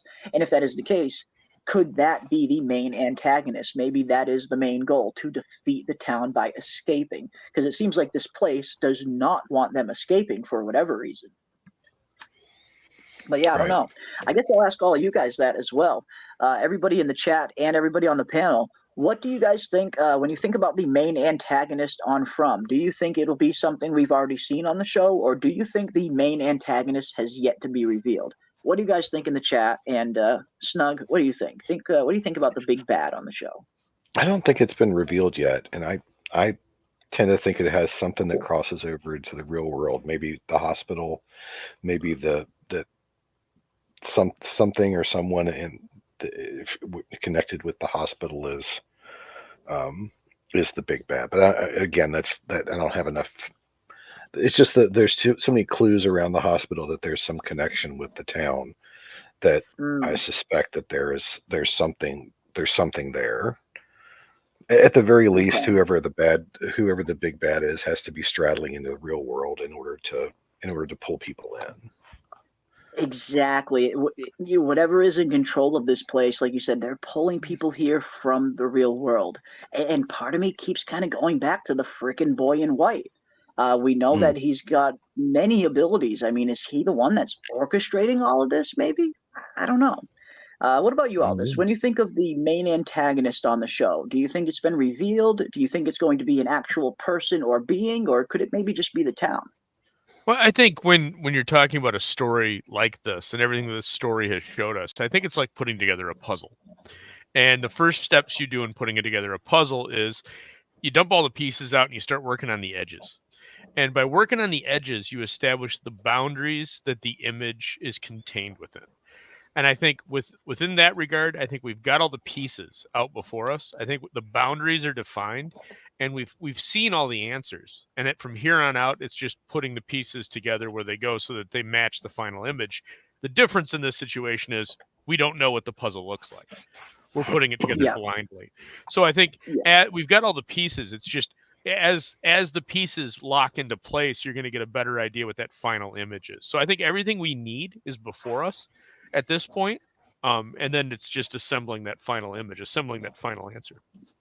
Okay, so whatever the main hurdle is, you think we might have already gotten a glimpse of it. We just don't have all the context for what it exactly is yet. Maybe. Yeah, it's just I think everything that we need to know is here. It's just what do the variables mean? They're undefined. You don't know what's important because you got to separate the wheat from the chaff, and there's only one way to do that, and that's shake the shit out of it. You got to shake the tree to get some apples at the end of the day. Absolutely. You got to break a few eggs to make an omelet. Absolutely. Absolutely. But yeah, that's one thing I've always wondered, ever since the beginning is, what is going to be the main antagonist? What is the main, quote unquote, big bad, as they say? It doesn't seem like it has been 100% clearly revealed yet, but like you mentioned, it seems like we might already have the tools in place. We just need a little bit more context to put those tools together. Like you said, the puzzle is a great analogy. You put together the edges first, and then at the very least, you know what you're working with, the scope of the radius that you're working with, and it becomes much easier to work your way from the outside in as opposed to working your way from the inside out. So I like that. That's a good one. Wayne says the forest is the big bad. And again, part of me seems to think just based on everything we've seen, it does seem like that might be where the show's going, where the main quote unquote big bad or the main goal is to defeat the town by escaping. But could be something else. Who knows? Who knows? I really want Randall to be a good guy in the end and to be a beloved character. I just think bad boys end up being good boys in the end. Yeah, it's going to be interesting to see what happens with Randall. I mean, Randall, a lot of people compare Randall early on to Sawyer early on Lost. And you see the kind of arc that Sawyer ends up going on. He starts off as the raging asshole and turns out to be one of the more reliable and heroic characters in the entire cast. Is Randall potentially going to go down a similar path? Will Randall find some redemption in season 3, or will it be more of the same shenanigans from him? I don't know.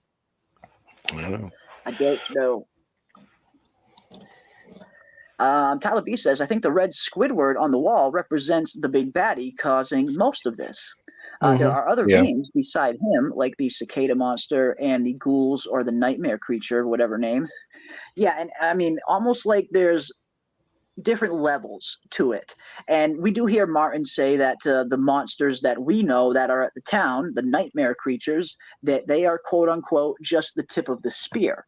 And if that is the case, there stands to reason that there is a middle of the spear, there's a handle on the spear, and there should be something holding the spear. So yeah, and maybe that's how it's kind of set up. Maybe we haven't seen whatever the big bad is, but we're seeing all of its, for lack of a better term, lieutenants or pawns. We've seen so many references to chess in this show that Yeah. you know, a lot of the characters are playing chess. We see a lot of metaphors about chess, and some people think that maybe this is what's going on, that this whole thing is one giant chess game that is being played, and the monsters and the survivors in the town are simply pawns. Mhm. And if that is the case, who's the rooks? Who's the knights? Who's the king? Who's the queen? Those are the stuff we need to find out a little bit more. And yeah, like you said, it seems like the monsters are maybe a little bit of the lower form. Then above the monsters, you might have that cicada weird entity, and then maybe you even have something even above that, like you mentioned, the red Squidward thing, which is incredibly mysterious. I mean, I know we've talked about this a little bit last night, but you know, when you look at all the symbols that Jade is seeing, he's seeing this symbol all over the place. Yet we haven't seen this symbol anywhere else in the entire show. We haven't seen a reference to it. We've seen nothing that even resembles it, even in the slightest, anywhere else in the entire show. So what exactly is up with this red symbol? Why is the show paying so much attention to this small symbol? And why have we not seen anything that has to do with the big red one yet? I certainly am wondering why we're not seeing anything and what it potentially represents. This season, I think. I think it's pretty evident that that's Cthulhu, and that which is not dead can eternally lie, and after strange eons, even death may die, right? Even death may die. Yes. Hell yes. And no, that does seem to be one of the more popular theories out there, that this is maybe some representation of some kind of Cthulhu-like being. And again, it does kind of have an awkward Cthulhu squid-like design to it. So yeah, I could see that. I could see that. Sentient tree theory is great. Yeah, I'm not 100% familiar with the sentient tree theory. I know that was one of the theories when we did our stream a few weeks back, and we voted on all of your favorite fan theories. That was one of the ones that you guys wanted us to put in as one of these selections. But I'm just not 100% familiar on what the sentient tree theory actually is. I've never actually read the theory in its entirety. So yeah, I'm gonna have to do a little bit more research on the sentient tree theory and check it out a little bit more. If this winds up being like The Happening, I'll be real disappointing.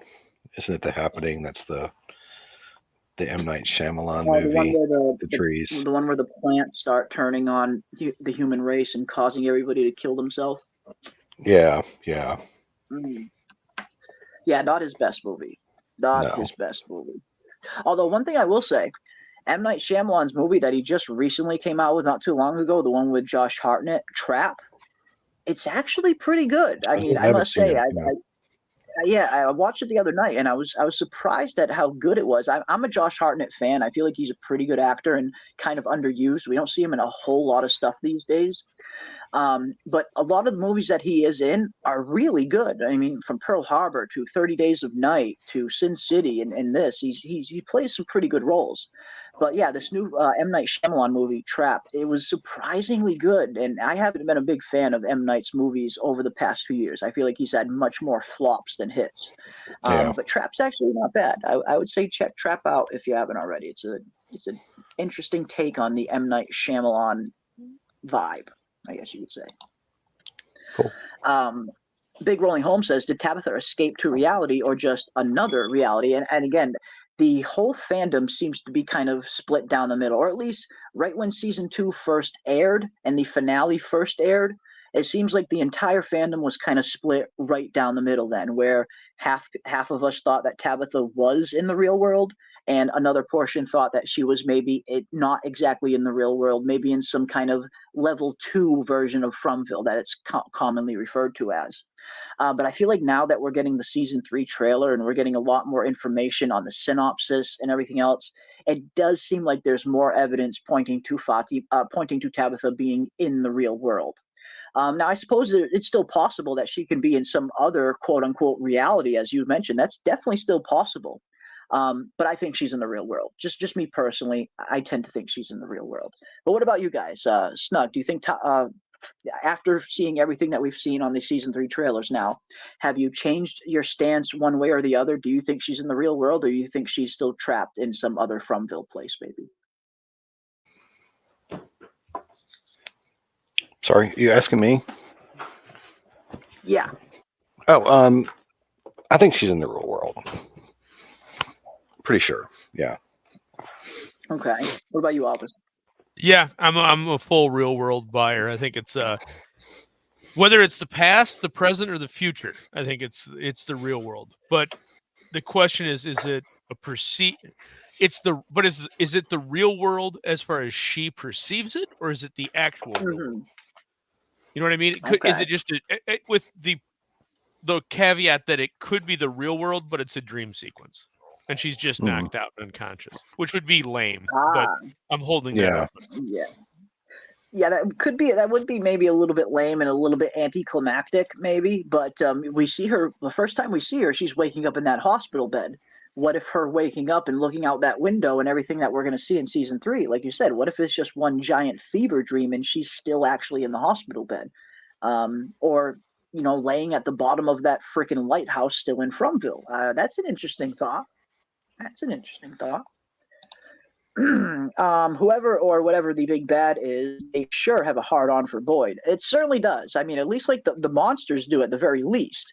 And it doesn't seem like they have a hard on for him in this case where they want him dead. It seems like they want to break him for some reason. And I know we've talked about that a lot in the past, but part of me thinks that Boyd could be the actual physical representation of the town's hope. Because you look at this town and who they were without Boyd compared to who the town is with Boyd, it's night and day looking at the circumstances that everybody was living in before Boyd got here, with no talismans, no structure to the entire town, them hiding in lousy ass holes every night, hoping that the monsters don't find them, getting picked off one by one. It was probably a miserable existence before Boyd got here and completely just whipped this town into shape. He turned this from a place where people were barely surviving to a place where people can actually build a life now. And that was all thanks to Boyd. So part of me thinks that's maybe why the monsters want to break Boyd. I mean, they could kill him, and that would damage the town, definitely. But I think it would damage the town far worse if they managed to actually break Boyd, and the entire town got to see Boyd in that broken state. That, I have a feeling, would dash their hopes way more than just seeing Boyd dead. So that's kind of where I'm leaning. Yeah, that's kind of where I'm leaning with the whole Boyd thing. It seems like the monsters, or whatever this place is, seems like they physically want to break him. They don't want him dead, or at least they don't want him dead just yet. And maybe that's why. Maybe he is the representation of the town's hope. I don't know. Maybe the main antagonist is their wrongdoings and their dirty little secrets. Ooh, interesting. Almost like their sins are the real thing that they're going to have to face in the long run. That's cool. That's a cool theory. And that's one thing why I really want to learn a little bit more about all of these characters' backstories and who they were before they got stuck here. I know the writers have said they're not going to go too deep into who these characters were in the real world before they got stuck here. We'll get little information, I imagine, but we're not going to get like full-on backstories like we got on Lost, I imagine. But no, I do want to learn a little bit more, because you start to look at all of these circumstances of everybody that got trapped here in this place. And the little bit that we do know about some of these characters' backstories, it seems like almost all of them were in some big state of change in their life when they got stuck here. Like the Matthews family's getting ready to have a divorce. Jade just sold his company and became a tech millionaire, finally achieved his life dream. We're seeing instances where people are going through Bacta, the bus driver, just finished graduating and was about to start her new career. A lot of these characters were in some state of change. And you start to wonder, does that play a factor into why they're all here? Is there something incomplete in their normal lives that is the reason they got stuck here? And as Ellen says, maybe it's even their sins. Is their past sins have something to do with why they're here in the first place? Very well could be. Very well could be. Ricardo says nope, yet to be revealed. Yeah, maybe we'll actually get a definitive answer to what the big bad is, and we'll get that kind of reveal. Maybe. Wayne says it's the forest. Ando says no, not yet. Maybe. And are empowering demons by themselves and their wrong attitudes. Okay, like their sins and their dark deeds are actually powering these things, and that's kind of similar to my theory in terms of their nightmares and worst fears kind of being manifested and pulled out of them and brought to life in this place. But no, that's an interesting one. Ty Briggs says, Jeremy, did you see those Utah cave paintings that had the huge creatures who looked similar to the red monster on the cave paintings that looked like a comb? Yes, I did. I got to give credit to you for bringing that up, and I also got to give credit to Jessie Rivera. I haven't seen Jessie in the chat in a while. Wherever she is, I hope she is doing awesomely well. But Jessie was a big member of the chat during season 2, and she was actually the first one that showed me that.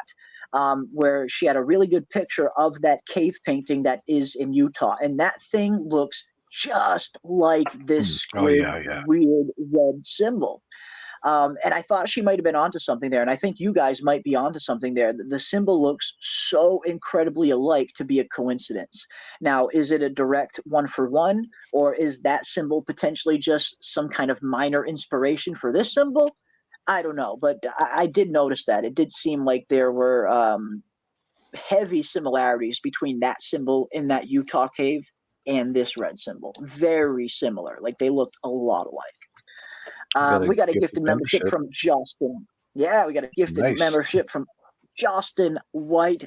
Thank you, Justin White, better known as FML in the Discord. Awesome to have you here, my friend. And thank you. Thank you very much for the gifted membership. Let's see who it went to. Tyler B. Tyler B is now a member. Welcome one, welcome all. Thank you, Tyler, and thank you, Justin, for the membership. And we also have P90. Yeah, we got P90X, who has just become a member and then upgraded the membership to the ICE and to the pack member level status. The OGs, the pack members, the members of the Wolf Pack. Thank you so much for becoming a member of the channel. That is incredibly generous of you. I mean, again, the support has been so cool. I'd never in a million years would have expected any kind of support on this level from anyone. You know, it's just so cool that you guys have been really supportive, and I can't thank each and every one of you enough. I really do. It does mean a world. It does mean the world to me. But yeah, you are now a new member, and of course, anyone who is a member of the channel, you guys have access to all of the custom emojis. And I also say this to anyone, anytime someone becomes a new member. If you guys ever have some specific requests of specific custom emojis that you want to be made, let me know in the comment section. I can't really see them during the live chat, but after the stream is over, if you go into the regular comment section and leave a comment as to a specific kind of emoji that you want to be made, I will probably see it there, and I will definitely make it happen if it's possible. Because yeah, I always want to kind of keep the emojis fresh, always kind of keep rotating new ones in and out.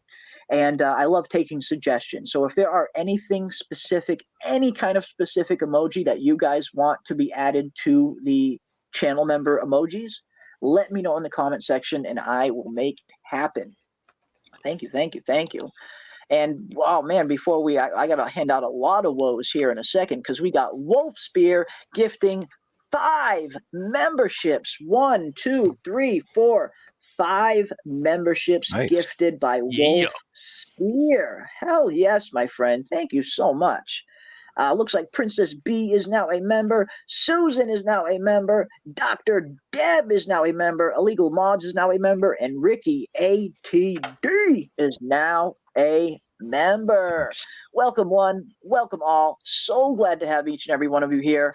And thank you so much, Wolf Spear, for the gift of the 5 memberships. As they say in the movies, that ain't cheap.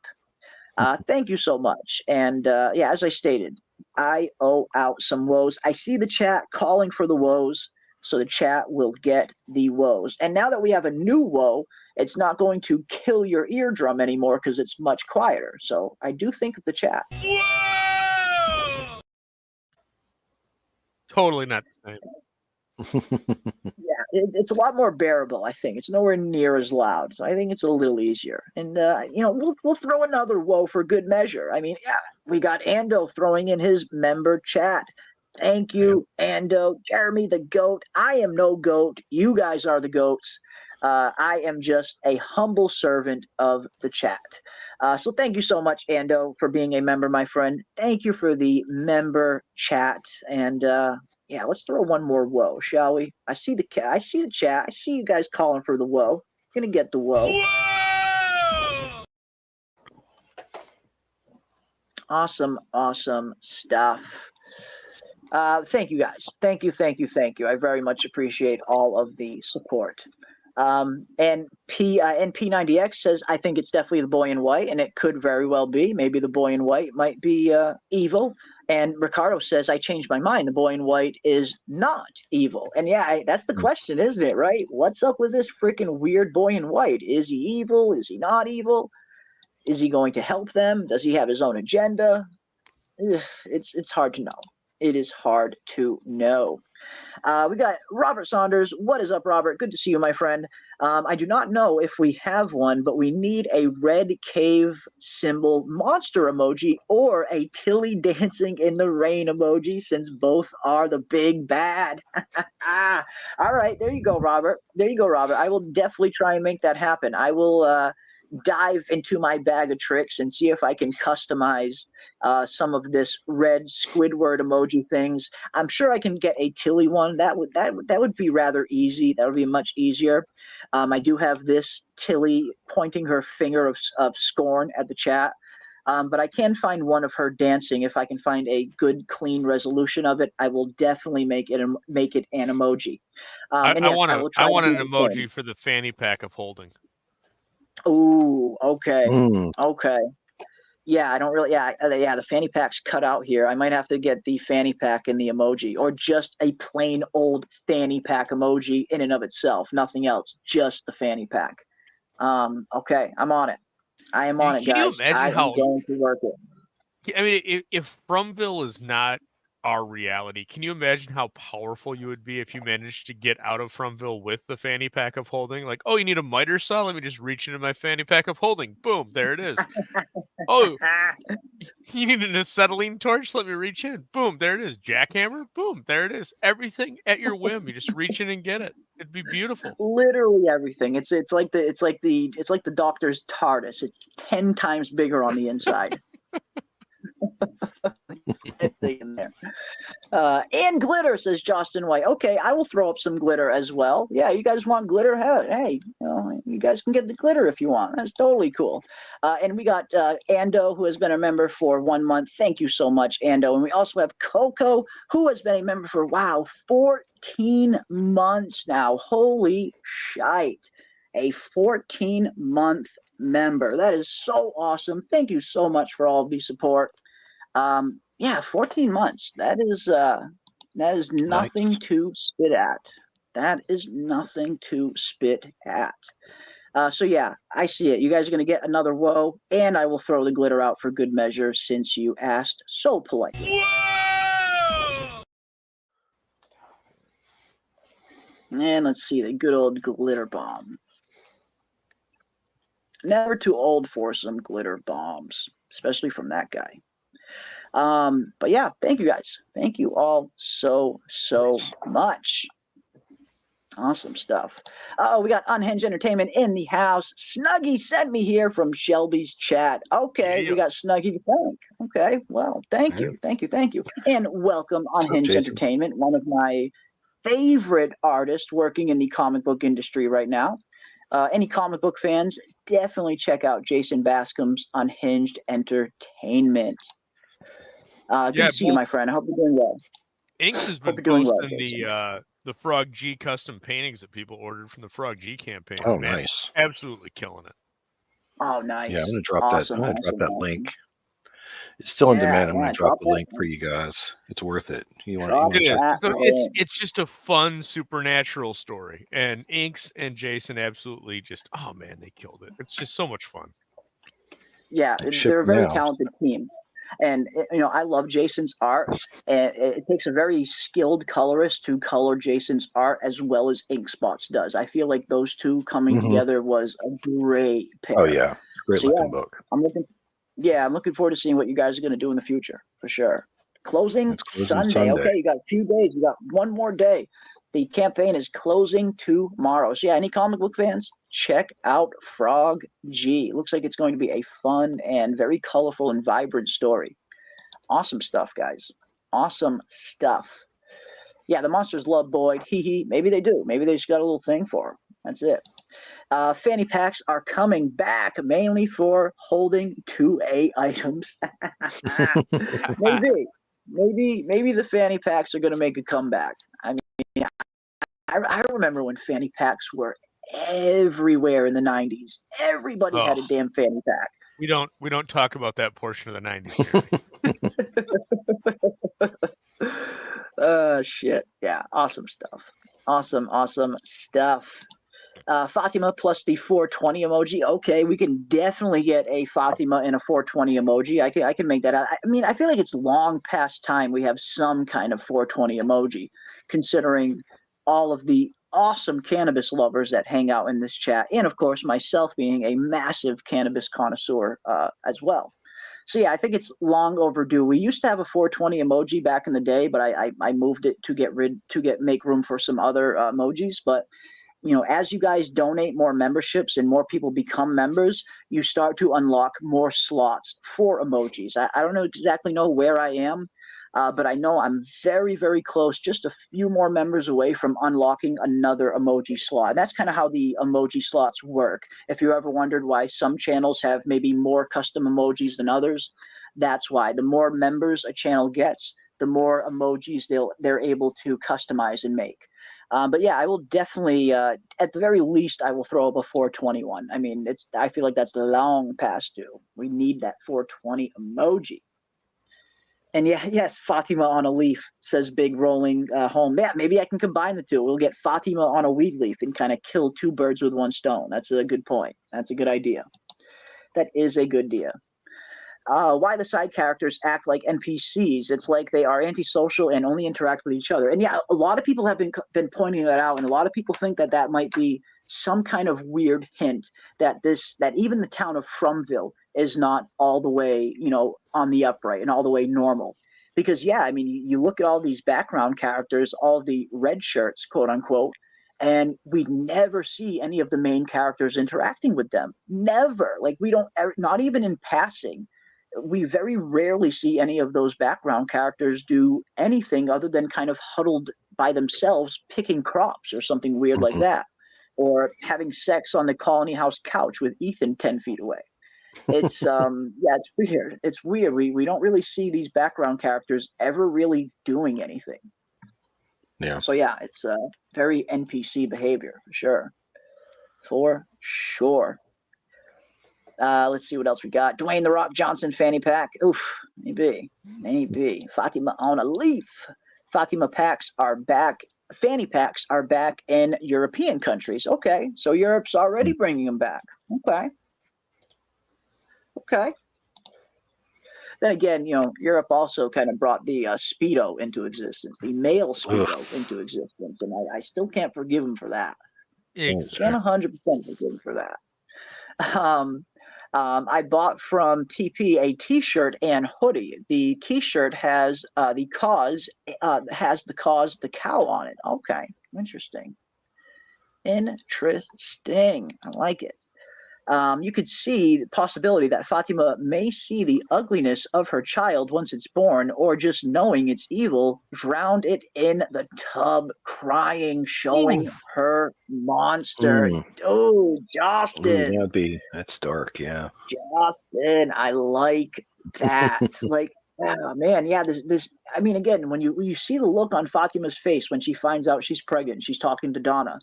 Not a single bit of her looks happy about it. She looks scared and kind of miserable. It does not look in any way like she's happy about this pregnancy, or at least not then. Maybe her mind will change on that as she gets further into the pregnancy.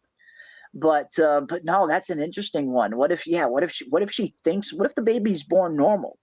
Or it appears normal, but Fatima thinks the baby is evil, and she starts to kind of go mad trying to convince the entire town that this baby is really not normal. That could be a pretty interesting storyline. It could even have a little separation there between Fatima and Ellis, where Ellis sees the baby and just sees a normal baby, but when Fatima looks at the baby, she sees a evil kind of creature, and she's like afraid of it. And you see Fatima trying to convince the entire town that this baby is not normal. And that could be an interesting storyline. And I mean, I like where you took it though, Justin. Man, shit. Imagine that. Fatima drowning her own baby because she thinks it's evil, and then boom, she turns into this freaking creature. That's a nuts one, Justin. I like it. Crazy. I like it. That's a nuts one. Holy hell. Holy cow. Good stuff. Good stuff. Princess B says, if there is a mole, I think Donna and Tilly are too obvious. What if it's Victor? Too many reasons why it could be him to list all of them here, but I'm starting to side-eye him. Yeah, again, when it comes to the whole mole thing, I don't think Donna's a mole, and I don't even think Tilly's a mole. I mean, yes, they're kind of sus, and Tilly does show some very weird kind of characteristics that made her a little bit suspect in season 2. But I think that's all that is. I think that's just the writers kind of playing with us. I don't think either one of these characters are actually moles. But I like the idea that Victor could potentially be a little bit more than he's letting on. Again, there's so much we don't know about Victor. And, point being, how the heck did he survive on his own here for so long? It's almost like something wanted him to survive this entire time. Whatever Fromville is, whatever is in control of this place, we've seen the kind of power that it has. It can send storms to knock over radio towers in the span of just a few minutes. We can see that it completely destroys an entire house, but nothing else around it. You mean to tell me if Victor wasn't supposed to be alive, if this thing wanted Victor dead, it wouldn't have had multiple opportunities to kill him? Yeah, when you look deeper at Victor, you start to wonder, is there a little bit more there than we're letting on? Yes, obviously he's shrouded in mystery, and he definitely knows a lot that he's not telling us. But maybe there's a little bit more to it. Maybe there's a reason Victor was able to survive here so long on his own, beyond just the boy in white helping him out in the beginning. I like it. I like that one. And it looks like we got a $2 super chat from Stellar Napster. Thank you so much, Stellar Napster. That's some changeling-ish. It is a little changeling-ish, isn't it? Especially with the whole Fatima baby. And then, again, that kind of leads right into the Fae, the Irish and Scottish folklore mythology, where changelings were very prevalent in that mythology, where babies would get stolen and replaced with exact replicas, exact doppelgangers. And yeah, could Fatima be under the impression that her baby is a changeling? That's interesting. I like that, DA. I like that. And thank you so much for the super chat. Thank you very much. And thank you so much, Miss Kimmy 1967, for the super sticker, the high five super sticker. Wow, thank you so much for that. Thank you so much for the support. Again, you guys are the best. You guys really are the best and incredibly supportive. I can't thank each and every one of you enough. But you know the rules. Anytime any super chat comes in or anything like that, I owe the chat a whoa. Indeed. Hell yeah. Hell yeah. Even throw one of these in for good measure. All right, ding dongs. It's almost go time. Anybody fucks this up, you spend a night in the box. Yes. Indeed. Indeedy fo sheedy. Yeah, awesome stuff, guys. And again, thank you so much. You guys, again, the support is more than I ever would have expected. So thank you. What's the reason on Fatima's bloody lips? Yeah, in the trailer, that's what we're kind of wondering as well. I mean, and a lot of people pointed out in the chat that females, when they're pregnant, they can kind of become calcium deficient. And that can potentially, in some cases, lead to them having loose teeth or outright losing teeth. And some people have pointed to that being maybe the reason why we're seeing Fatima with a bloody mouth in the trailer.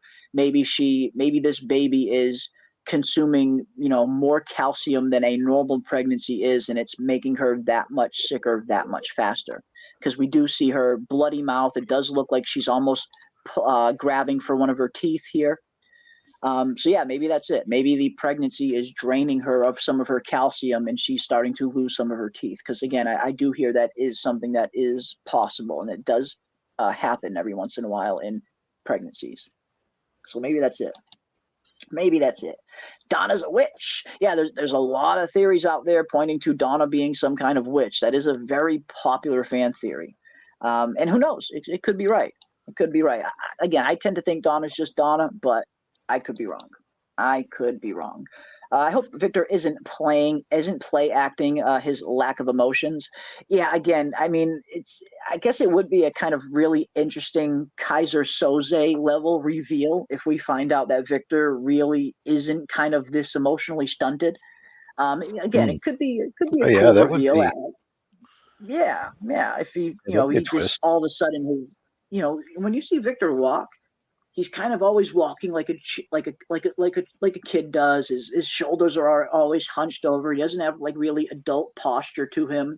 So that would be like a really crazy, again, kind of Kaiser Soze level reveal where all of a sudden Victor just starts acting really normally, super pronounced, very suave. He's very, on point. And we find out that Victor was just putting on an act the whole time. It's a cool theory. I suppose anything's possible. I suppose anything is possible.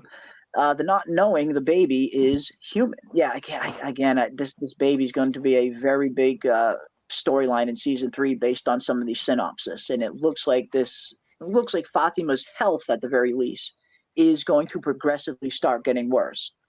So yeah, I mean, we'll find out sooner or later. We are just 2 weeks away, or 15 days away, technically. Tomorrow, Sunday, will make 2 weeks away from season 3. Geez, say that 10 times fast. From. But yeah, it's coming, guys. We are going to get some answers pretty soon.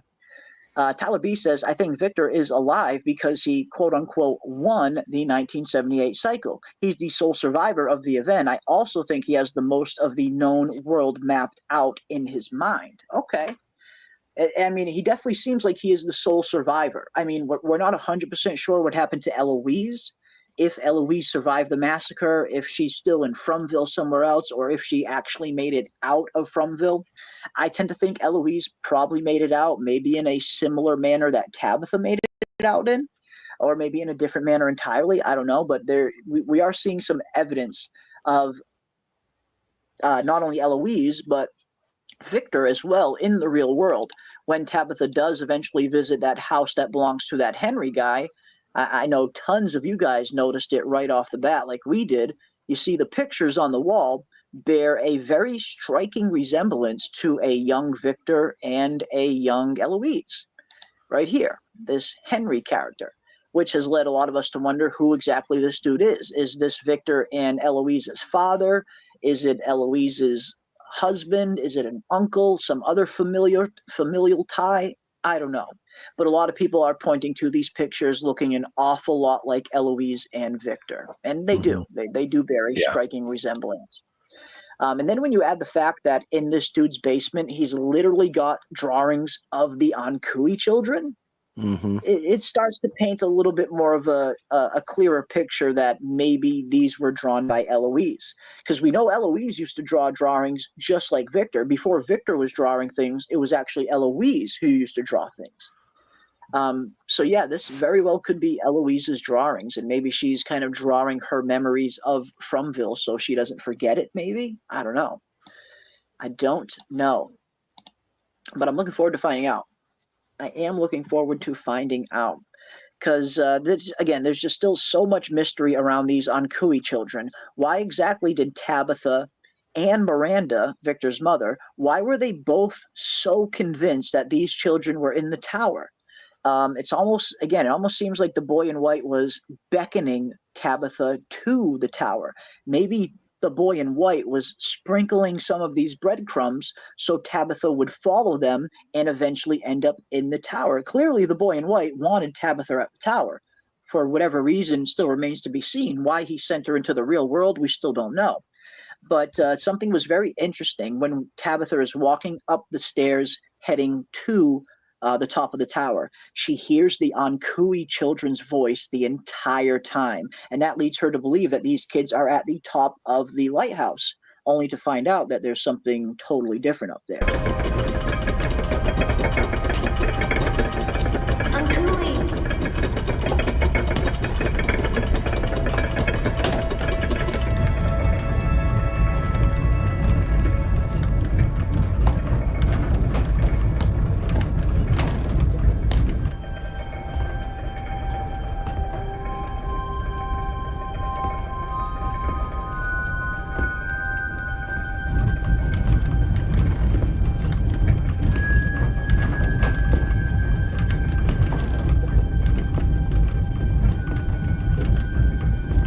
I'm sorry.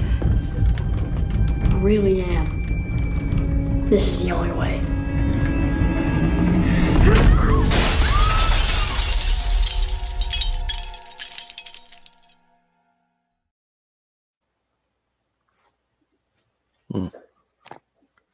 This is the only way. The only way for what, though, exactly? I mean, does the boy in white, did he send Tabitha back to the real world because he's hoping Tabitha will return with something he needs or someone he needs? Was Eloise never meant to escape? Is Tabitha's ultimate mission to bring Eloise back to Fromville? You start to wonder why exactly the boy in white sent her there in the first place. What is the goal? Why does he want her there and only her there? I mean, if he wanted to, I imagine he probably could have let people know, hey, there's an exit to Fromville over here. All you got to do is jump out of this lighthouse, and everyone could escape. Unless there's something a little more complicated to it, unless it's just not a simple doorway that just opens like that. Maybe there are specific circumstances as to why people can exit that way.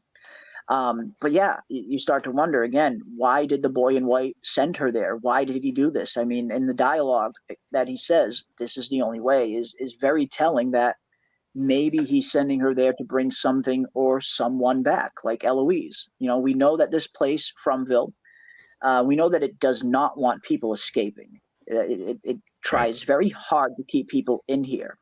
And then when you think about the whole cycle, you think about the 1978 cycle and how Victor is seemingly one of the only survivors of that cycle. But maybe Eloise being in the real world is one of the things that is holding up that cycle from really starting over again. Maybe whatever is in charge needs Eloise back in town before that cycle can start over again. Maybe Eloise was never meant to escape and Tabitha needs to bring her back. I don't know, but it's very strange. I have no idea what Tabitha is going to be up to, but I really hope it's Eloise related. DA Stellar Napster for $5. Thank you so much, my friend. I appreciate these late lives. Such a good show. I'm and a great channel. I'm a third shift supervisor. These are my regular hours. Oh, awesome. That's great. I mean, if we can provide some entertainment for you in a later hour, that is awesome. Thank you for that, my friend. Hell yeah, man. Thank you for that. Yeah. Appreciate it. Love that. Absolutely love that. And yeah, I mean, that was one of the reasons why we started doing our streams. We've been doing streams pretty late for a while now. It's just a good time for us, you know what I mean? Especially for, you know, it's one of the only times all three of us can really get together and have some good time together. That's why we love our Saturday show. It's kind of been our longest running show up until this point. I don't even know how long. I mean, how long has it been since we've been doing our Saturday show? Almost 3 years. Yeah, October of 21, I think, is when we started. Yeah. Wow, Can't believe it's been that long. But yeah. 3 years whips by so fast, doesn't it? Jesus. But no, that's why I really look forward to our Saturday shows because these days it's one of the only shows that Snug, Aldous, and I can get together all on the same stream. So I really, really love these ones. And for me, just schedule-wise, it's easier to go a little bit later sometimes on the weekend because of my job. Usually I have to get up pretty early during the week, and that's why when I do my Tuesday show, I try to keep that one to around 2.5 hours max because usually I have to wake up around 5:30 in the morning for work. But here on the weekend, when it's a Friday night or a Saturday night show, definitely can dive into the weeds a little bit more because I don't have to wake up for work the next day. And of course, it's a good time for Snug and Aldous as well. So thank you, man. I'm glad you're enjoying it. If anyone's getting any kind of enjoyment out of the stream, helping your work shift go by a little bit faster, whatever it is, that is so awesome to hear. That is awesome to hear. Absolutely. Absolutely. We got Rooftop Korean in the house. What is up, Rooftop Korean? Just curious, what is that woe from? It reminds me of Frankie from One Piece for some reason. Interesting. That is actually from one of the before this channel diverted into A Song of Ice and Fire and From and everything else. I know you guys, plenty of you have heard the origin story before, but this channel originally started off as an independent comic book promoting channel. Snug, Aldous, and myself and Ravener know a lot of people in the comic book industry, and we have a lot of friends in the comic book industry as well that are working on some of the most incredible comics that are coming out today. A lot of them are crowdfunded through Kickstarter or Indiegogo. But originally, that woe that you mentioned is actually from one of our favorite comic book creators who pops into the chat every once in a while. Some of you, I'm sure, have seen his name, Zaid Comics. One of our personal favorite creators. The guy has been absolutely killing it in the comic book biz, in the independent comic book biz for a long time. Young entrepreneur who kind of built up his audience and his business from nothing, and has been pretty successful. And he pops into the chat every once in a while. I consider him a friend. We like to promote his work every once in a while. That woe actually comes from one of his trailers to one of his comic books. And that's the interesting thing. A lot of these creators that are creating their own comic books, some of them will go on and create full-on little animated short movies to go along as advertisements for the comic book. And that's where that one came from. The woe is from one of Zaid Comics' trailers for one of his comic books. It was a summer-themed comic book. That's why you see the jet ski and the woe and all of that. So that is that's where the woe comes from. Yeah, you're the first person to ever ask that. No one's ever asked where the woe comes from. I'm a little bit surprised actually that no one's ever asked where that woe came from, or at least if someone did ask in the past, I missed it.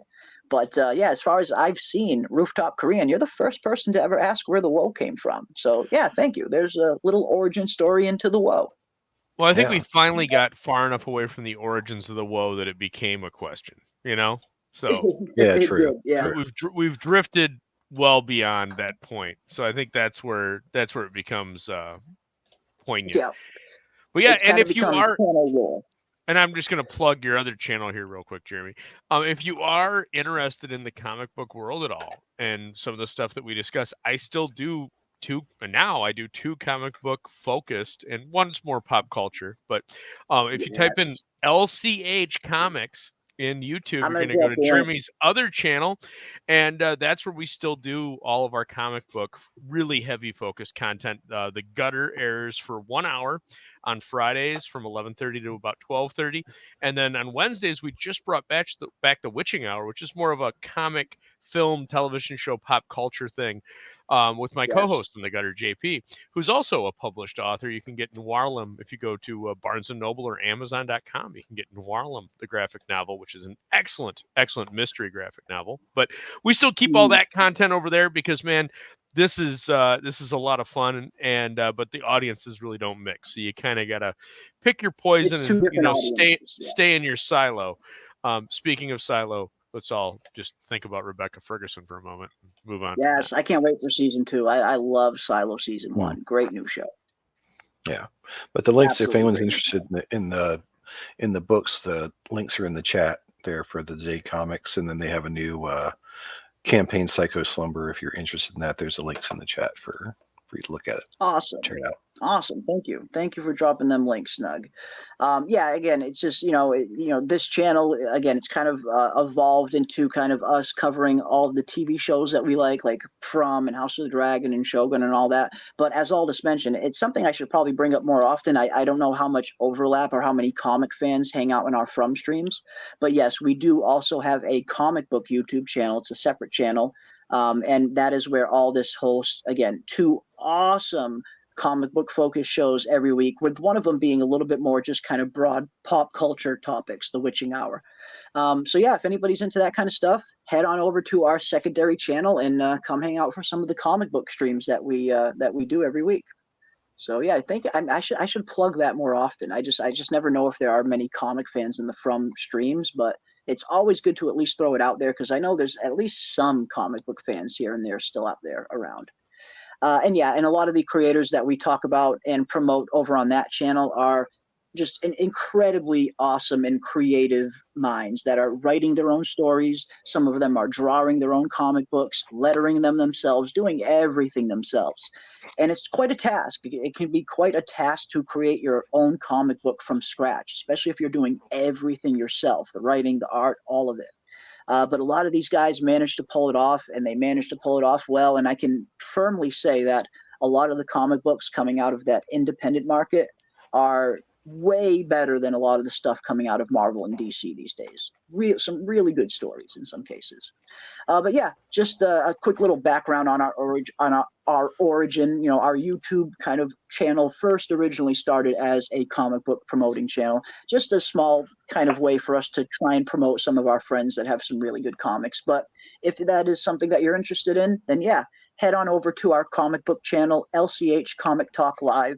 And you'll catch Aldous and his co-host live at least twice a week over on that channel. And I try to pop in as much as I can.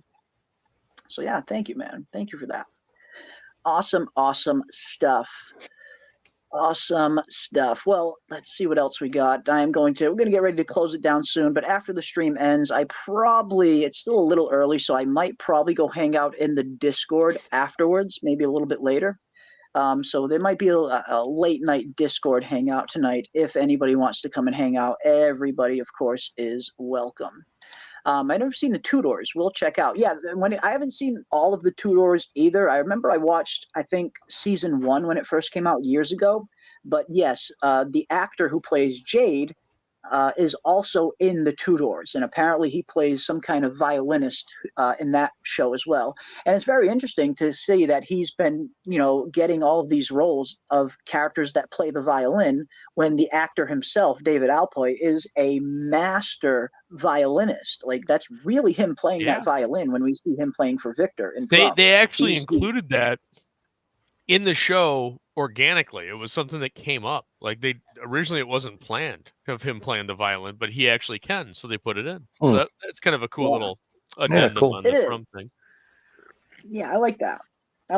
It's cool when you see the writers kind of work something in that, if it's a skill or an ability that the cast just naturally has, and they kind of, like you said, organically put that into the show, and it worked. I mean, when you look at that scene and you look at that whole kind of side storyline surrounding the violin after Jade takes it and what it means to Victor, and when we actually find out what that violin represents for Victor, that was such a great storyline for them to kind of just throw that in there organically. I mean, just, it's brilliant, and it shows that these writers have a very good understanding for both this world and for who these characters are. So yeah, that scene just works on so many different levels. So many different levels. Hey, Jeremy, I know I joined late because, man, I can't. Family obligations. I got to make sure the kids are in bed before I hop online, because family's most important. But I got a question for you. I know you mentioned we were going to talk a little bit about the George R.R. Martin stuff. Did you cover that before I joined?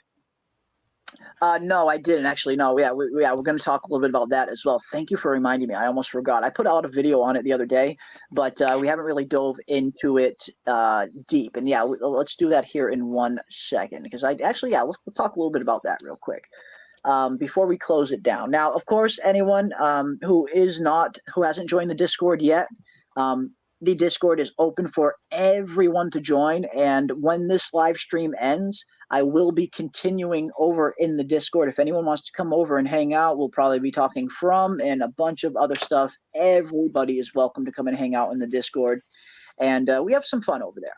We have some good fun over there, for sure. For sure.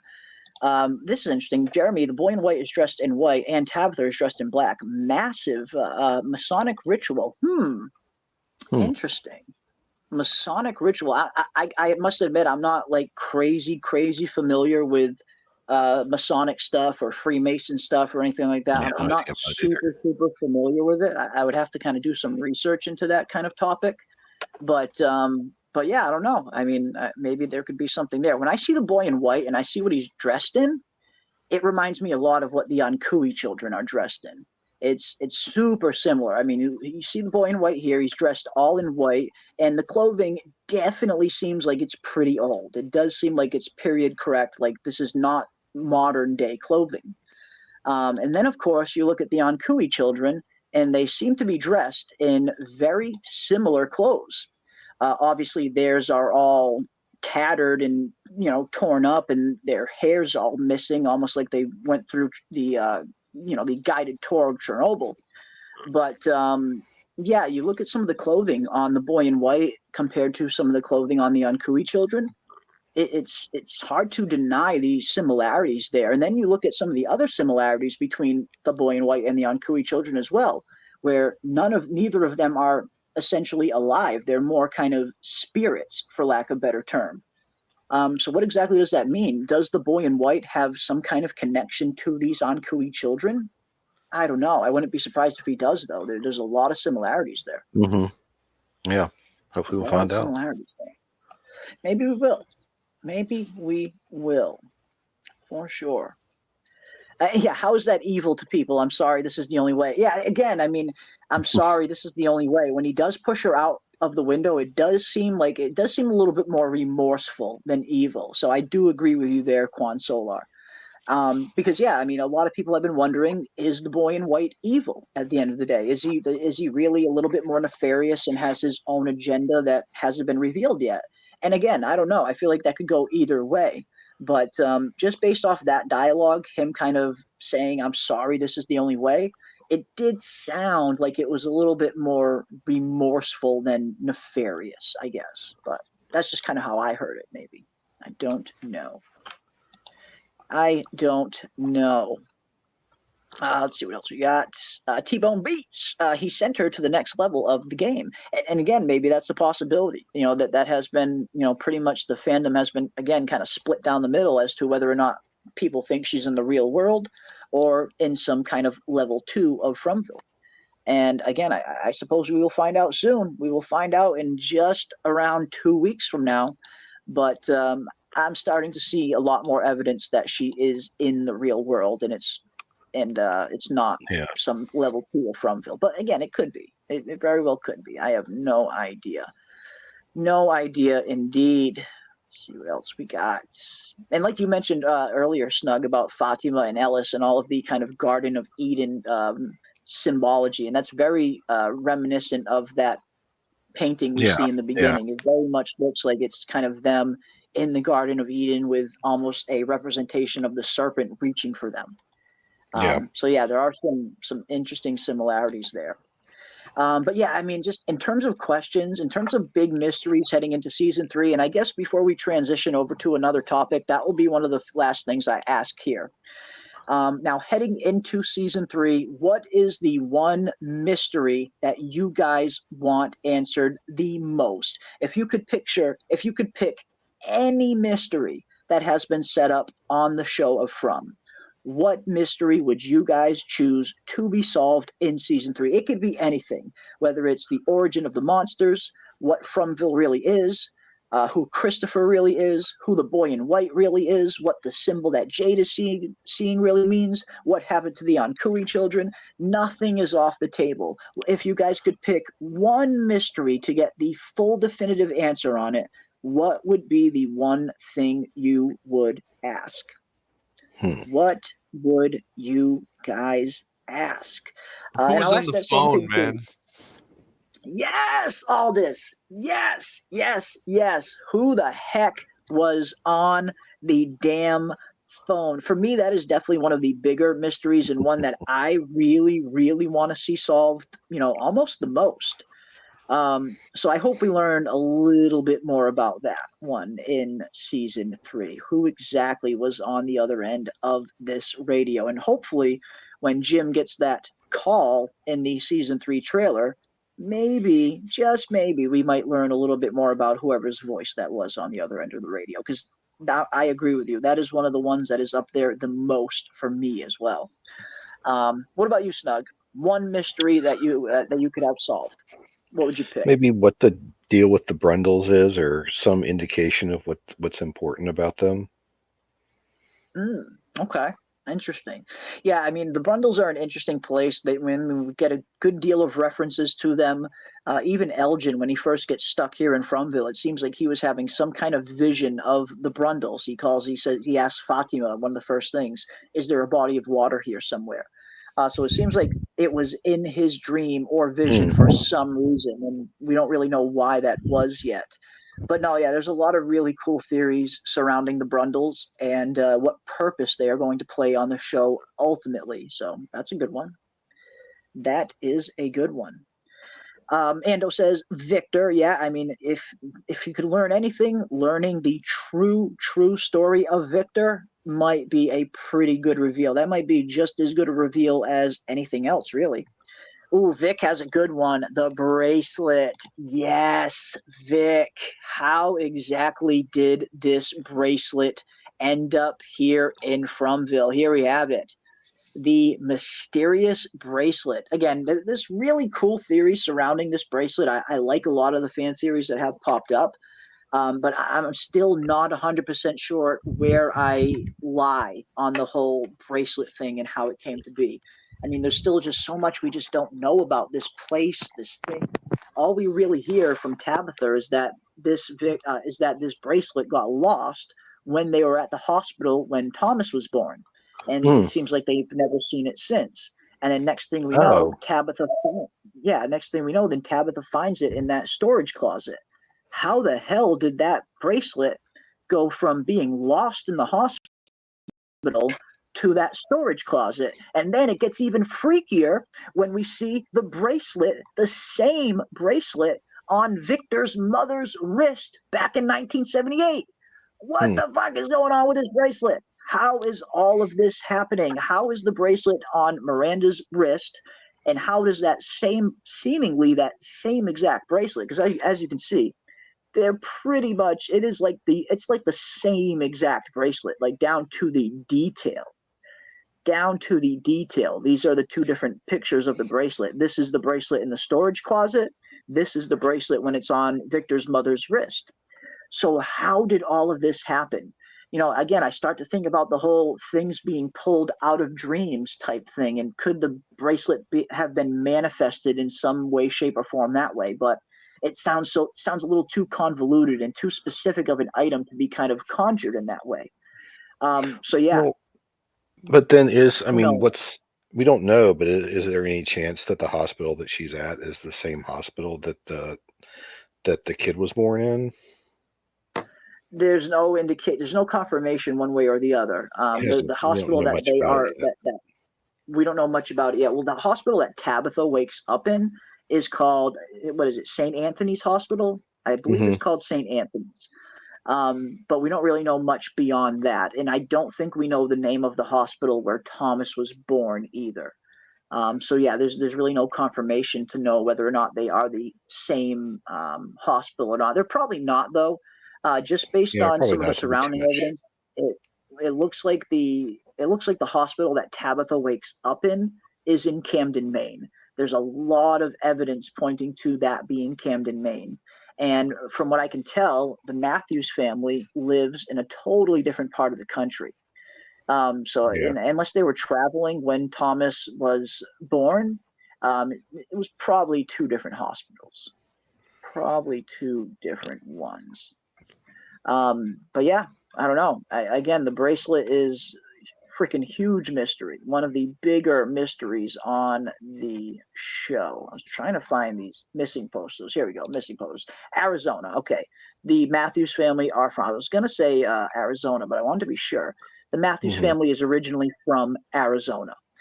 So yeah, it stands to reason that it's probably a different hospital than the one that Tabitha wakes up in. But that's a good. I mean, who knows? It's an interesting question, if nothing else.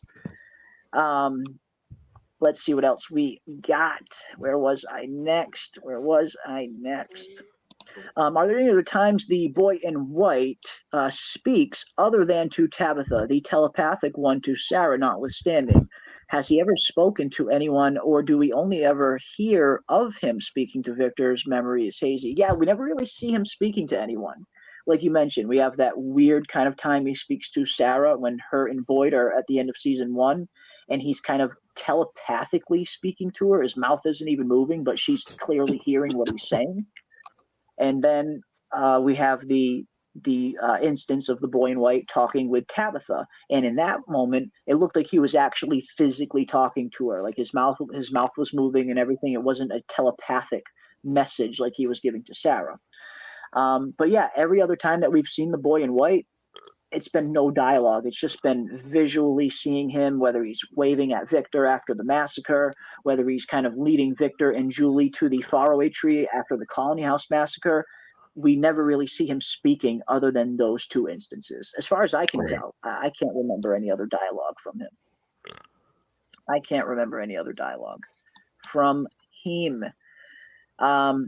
Let's see where else I saw the Vic one. Time travel. Yeah, time travel could potentially be there. I know a lot of people think time travel is coming, and it might be. Yeah, I hope not. That one. I hope not. If they do go the time travel route, I just really hope they do it in a very well thought out way, where the time travel has a very clear mechanism for how it works, and it's not too ambiguous, because ambiguous time travel that isn't very well thought out, in my opinion, can ruin a story. So if they do go the time travel route, I hope they have a good plan for it, is all I'm saying. How did Thomas really die? That I love the theory surrounding this whole Thomas death. Now, from what we hear, from what we can gather, the baby infant Thomas died when he rolled off of a changing table when they were changing his diaper. Apparently Jim and Tabitha happened to both look away right at the wrong time. In a split second, the baby fell off the table and broke its neck. That is what we're led to believe is the death of Thomas. But is that really what happened? I tend to think that probably is the real story. But I love some of the theories. I mean, there's even some theories that are out there that are saying that Ethan pushed Thomas off the off the table. That Ethan actually killed his brother Thomas. It's a dark theory. It's a very dark theory. I don't necessarily think that's what happened. But I have seen a lot of people put that theory up in the past. But no, I tend to think it was just a tragic accident, a horrible, horrible, tragic accident. 1 in a million kind of accident kind of thing. But who knows? As you mentioned, Xavier, there's always a chance that maybe there's some other backstory to Thomas's death. Who knows? Ellen says the symbol Jade is obsessed with. Yeah, that's another huge one. That's definitely one of the main mysteries that I would love to see solved. Monster manipulation tactics. Yeah, the monsters are certainly very well at manipulating people, and they love to employ different tactics under different circumstances. We saw the monsters before Boyd found the talisman were way different. They were in their monster form much more often. They were screaming and screeching throughout the night, most likely some form of scare tactic. But after Boyd found the talismans, Father Cautry describes it as the monsters kind of changed a little bit. They started relying a little bit more on their human form and relying a little bit more on manipulation tactics as opposed to outright fear. So the monsters have been known to change their tactics from time to time. This is true. Brundles may lead to the Lake of Tears, say Jostin White. Could be. Yeah, your wife shouldn't be cheating on you with that doctor, Jim.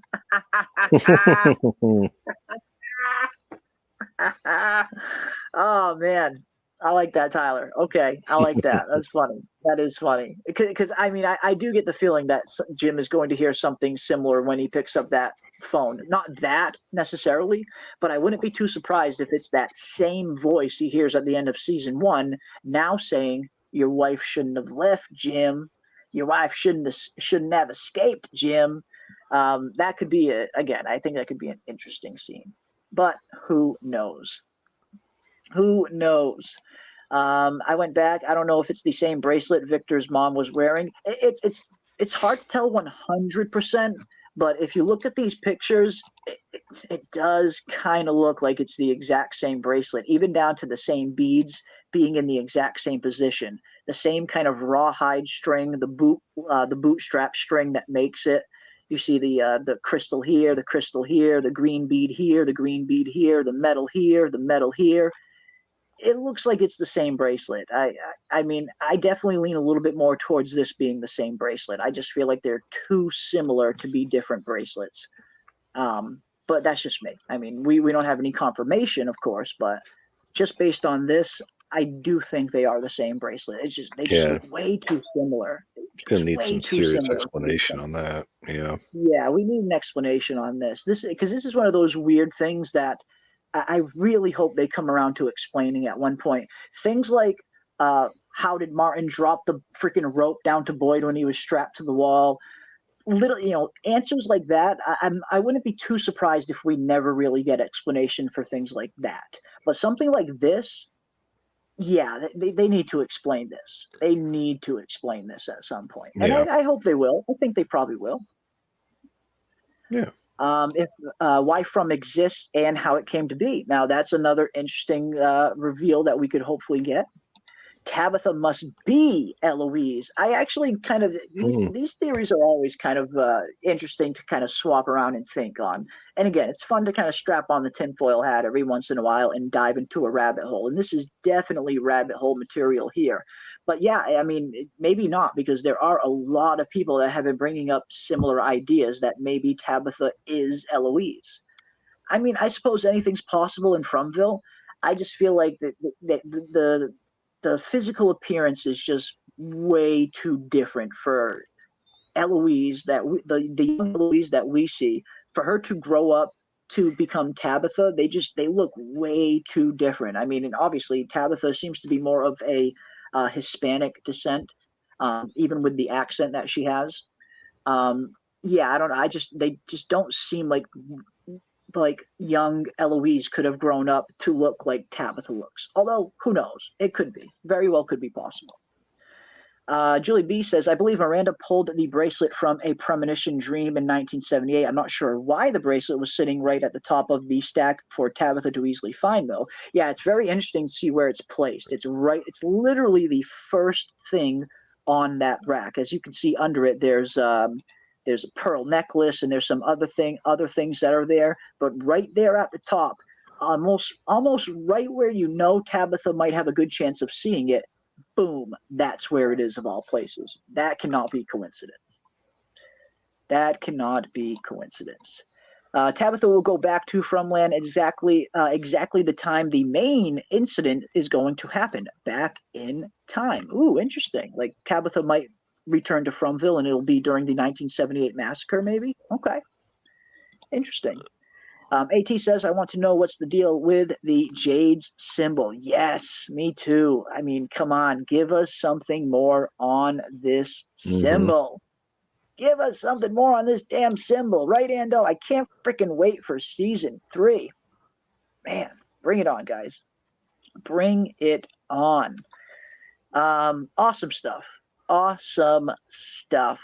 But yeah, in terms of all of the mysteries that we have to look forward to, I cannot wait to see what is going to be going on. It does look like the creators and writers have been teasing that the plot will advance a little bit more in season 3 than it has in the first 2 seasons. We are going to be getting at least a picture as to the quote-unquote true nature of the town, which is very interesting. It seems like we're going to learn at least something definitive about the history of this town.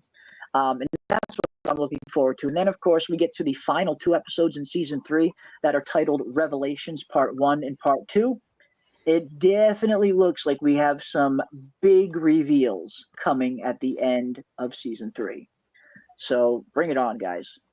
Bring it on. Yeah, I don't know. The story feels sus about Thomas. It could be. It could be a little bit sus.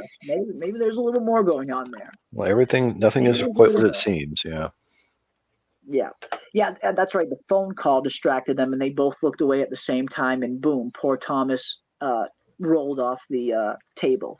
And I guess then you have to ask, who exactly was calling, who was on the other end of that phone call. Was it just a random chance phone call that came in at the wrong time? Or was it potentially a little bit more than that? So yeah, good point, Dumbledore. Very good point. Very Well, that would be good interesting point. if that's what Jim hears when he picks up the phone. Is whatever. Yeah, that would be. Yeah, Yeah. that'd be cool. That would be pretty cool.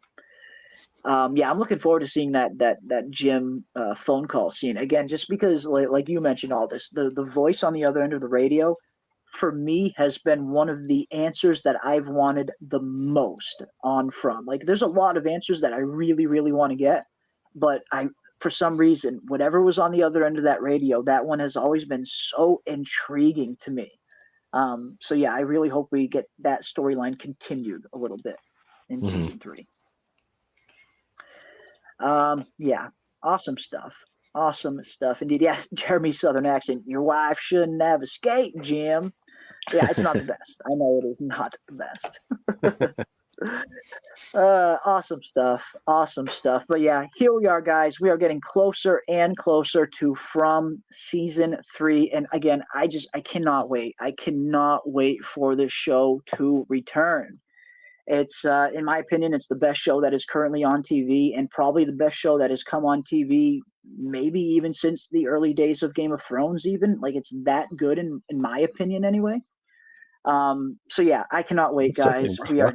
Yeah, it is worth watching. If there's any show that is currently on right now that is definitely worth investing your time into, it's From. I can't think of any other show that's that's a more worthy investment of your time than this show, for sure. But yeah, guys, hop into the Discord if you haven't already. I will be continuing the party there in a little bit. But here we go. From season 3 is just around the corner, just 2 weeks away from tomorrow, and we will be officially watching season 3, episode 1, and we'll probably do a live watch party for the season 3 premiere. Last year, when the episodes aired, if you were a member of MGM Plus, you got access to the episodes right after midnight. So although the episodes technically air on Sunday night, if you were an MGM Plus member, you got to get them right at midnight, right at Saturday. And that is when we did our watch parties. We would do some late night watch parties Saturday night right after the episode aired. If the episode does load up on the MGM Plus site right after midnight on Saturday night, then we'll probably do the watch party right then there in that night. But if not, we will definitely do the watch party on Sunday night when the episode regularly airs for everybody else. But either way, we are definitely going to do a watch party for season 3, episode 1, along with a pregame show, post-game discussion, the whole 9 yards. We will be doing it all. And we'll be doing a lot of that for a lot of the episodes in season 3, pretty much like we did for season 2 as well. It seems like we had a lot of fun doing those watch parties during season 2. It seems like we had a blast. I had a blast, and it seems like a lot of you guys in the chat had a blast as well. So we will definitely be doing more of that for season 3. I can't wait. I cannot wait. So yeah, get out there, catch up on From if you haven't already. But one thing I wanted to touch on real quick just before we close out, as you mentioned, Aldous, for all of my Song of Ice and Fire fans, which I do know we have a little bit of crossover between House of the Dragon and From. And yes, House of the Dragon and George R.R. Martin have been going through some very interesting controversies as of late. And in my opinion, it's such a big nothing burger that it never should have even become a controversy to begin with.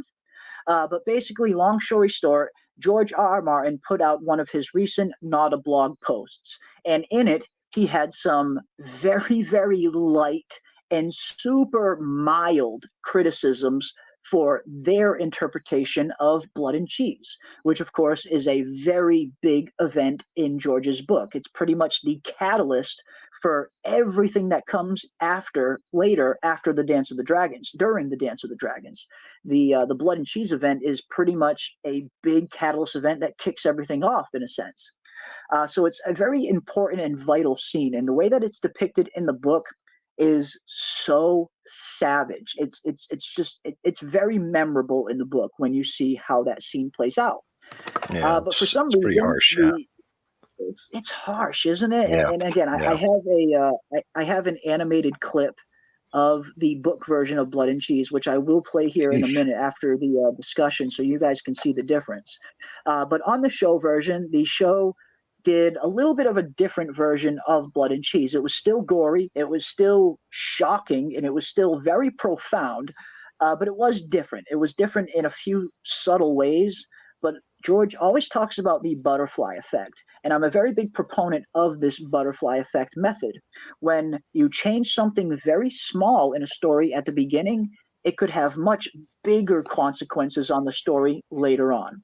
And that is what George was referring to towards some of the changes on the show's version of Blood and Cheese, and specifically them not including Aegon's second son, Maelor. Now, on the show, the Blood and Cheese event happens. Blood and Cheese burst in, they take Helena captive, and they make Helena tell her which one of the children is the son. Because in the show, there's only a son and a daughter. There's not two sons like there is in the book. And in the book, it's much different. Blood and Cheese burst in, and not only do they take Helena captive, but they also take Alicent captive in that scene as well. Whereas on the show, Alicent was busy knocking boots with Kristen Cole when Blood and Cheese was happening. So right then and there, you already have some kind of subtle changes, but they're kind of profound. Having Alicent in the room when Blood and Cheese happens and having Alicent actually see what happens is profound, and it definitely is a factor, kind of, it's something like that stays with you. So I thought it would have been a little bit better if they did include Alicent in that scene instead of, again, her just having sex with Kristen Cole halfway down the hall. But that's neither here nor there. But George's criticism comes with the show not including Maelor, the second son. And there's a reason for that. The Blood and Cheese event in the book is a little bit more savage because of how it goes down. The way that Blood and Cheese make Helena choose in the book is way more dark and way more savage than the way that it happens in the show. And not only that, the surviving son, Maelor, the son that the show didn't include, that son also goes on to have some pretty, not crazy important parts, but definitely parts. He definitely plays an important enough part on the story later on that cutting him out is definitely going to cut out some scenes or change some scenes entirely. Most importantly, regarding to the fate of a character in season 3. Now, I won't spoil exactly what that is, but what happens to Maelor in the story later on is a direct causation as to what happens to another character when another character takes their own life. It's a direct cause of what happens to Maelor. And that was pretty much it. I mean, it was really the most mild of criticisms. George was not really, he wasn't bashing the show. A lot of people are characterizing this like George was bashing the show. And I'm sorry, it's like, I don't know if people are saying that didn't read the whole blog or whatever, or just reading the cliff notes that people are sharing around. But George did not bash this show in any way, shape, or form. If anyone reads that Not a Blog, he praises that show. 75% of that blog is him doing nothing but praising that episode and praising the creators involved. Yet for some reason, there's a portion of the fandom that is taking George's words and kind of twisting them to make it seem like George is attacking the show or throwing the show under the bus. And that's just not the case. In my opinion, that is just not what he's doing. He's offering up some very light and mild criticism. And I feel like he has every right to do that. And this is where I have a little bit of problem with the backlash that George has been receiving. George has been receiving a lot of backlash for this. And it's like, since when as a fandom did we become afraid of constructive criticism? Criticism is meant to help us at the end of the day. It's meant to showcase some areas where we need to improve in, and it's meant to showcase some areas that we're strong in. Without criticism, without good constructive criticism, you never in a million years would have gotten any of the advancements that we have gotten in art, science, music, television. Criticism is a vital part of the creative process. I truly believe that. So I just found it a little bit interesting, a little bit weird that George was receiving so much hate for simply stating his opinion. And again, his opinion wasn't even all that controversial. He criticized one small aspect of the show, and the rest of it he absolutely praised. Yet for some reason, people are acting like George just completely shit on the show and threw Ryan under the bus. And I'm sorry, I just don't think that is the case. I think when you look at the show and you look at all the changes that the show made, George could have been 10 times more harsh if he wanted to be. If he really wanted to speak his mind, if he really wanted to bash the show, he could have. I don't think that's what this was. I just think it was George giving his simple and very mild opinion. Well, I think it's twofold, Jeremy. At least my answer to your question of where did this come from? It's you've got a lot of people. Take a giant step back. We are a less literate society today than we were a decade ago. And we are a much less literate society today than we were 40, 20, 30, 40, 50 years ago. So most people, I would argue this fact, just based off of what I'm seeing. And again, the squeaky wheel gets the grease. So you're always going to see the echo chamber echo those things that are the loudest. But most people that are fans of most of these shows have no idea who wrote them. Yeah. And so they don't, you have a knee-jerk reaction. The other thing is there is a semblance in our society. During the American Civil War, there was a common parlance of reference. If you were a literate man, you were very familiar with the works of Shakespeare and you were very familiar with the works of the Bible, primarily because those were the two most published books. So you could draw metaphor within a quote and have general understanding. We are well past that point. Now, our common parlance of metaphor is references to film, references to media that existed in our lifetime. If you could draw a line to Ghostbusters and make a comparison, people that have seen that film will get it. But if you haven't seen that film, you no longer get that. And that's the fracturization of society, because we no longer all have the same reference point. You take those two things, a less literate society, and we no longer all have a universal reference point, and this is what you get. We are, anybody that criticizes anything, you become defensive and withdrawn, and you build your walls because you want to defend it. You don't even know why you're defending it in a lot of instances, and that's very evident if you read some of the attacks on this. But I found this absolutely fascinating because I think this is such a snapshot of where we are at within media as culture. a society. Yeah. Yep. And how we consume media, how we perceive media, and how we deal with people criticizing media. You see it with The Acolyte, which by any standard metric, whether you look at that show as a Star Wars fan or whether you look at that show as just a TV show, it was awful. But you have people that are defending it because to them it matters. And it's so wild to me. Well, people get too... I just think as a creative process, and like you said, as where we are right now as a society, how we consume media, you're right. It does seem like people kind of freak out over the mildest of criticism these days, and it wasn't always like that.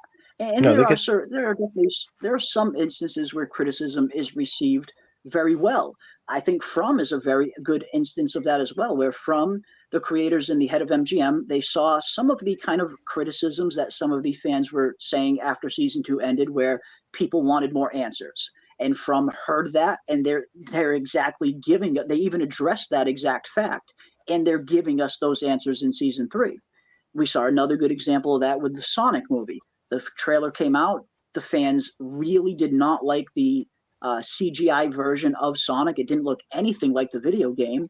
The studio heard that. We said, we hear your concerns. We're going to change it. They changed the design of Sonic, and that fucking movie did so well because of it.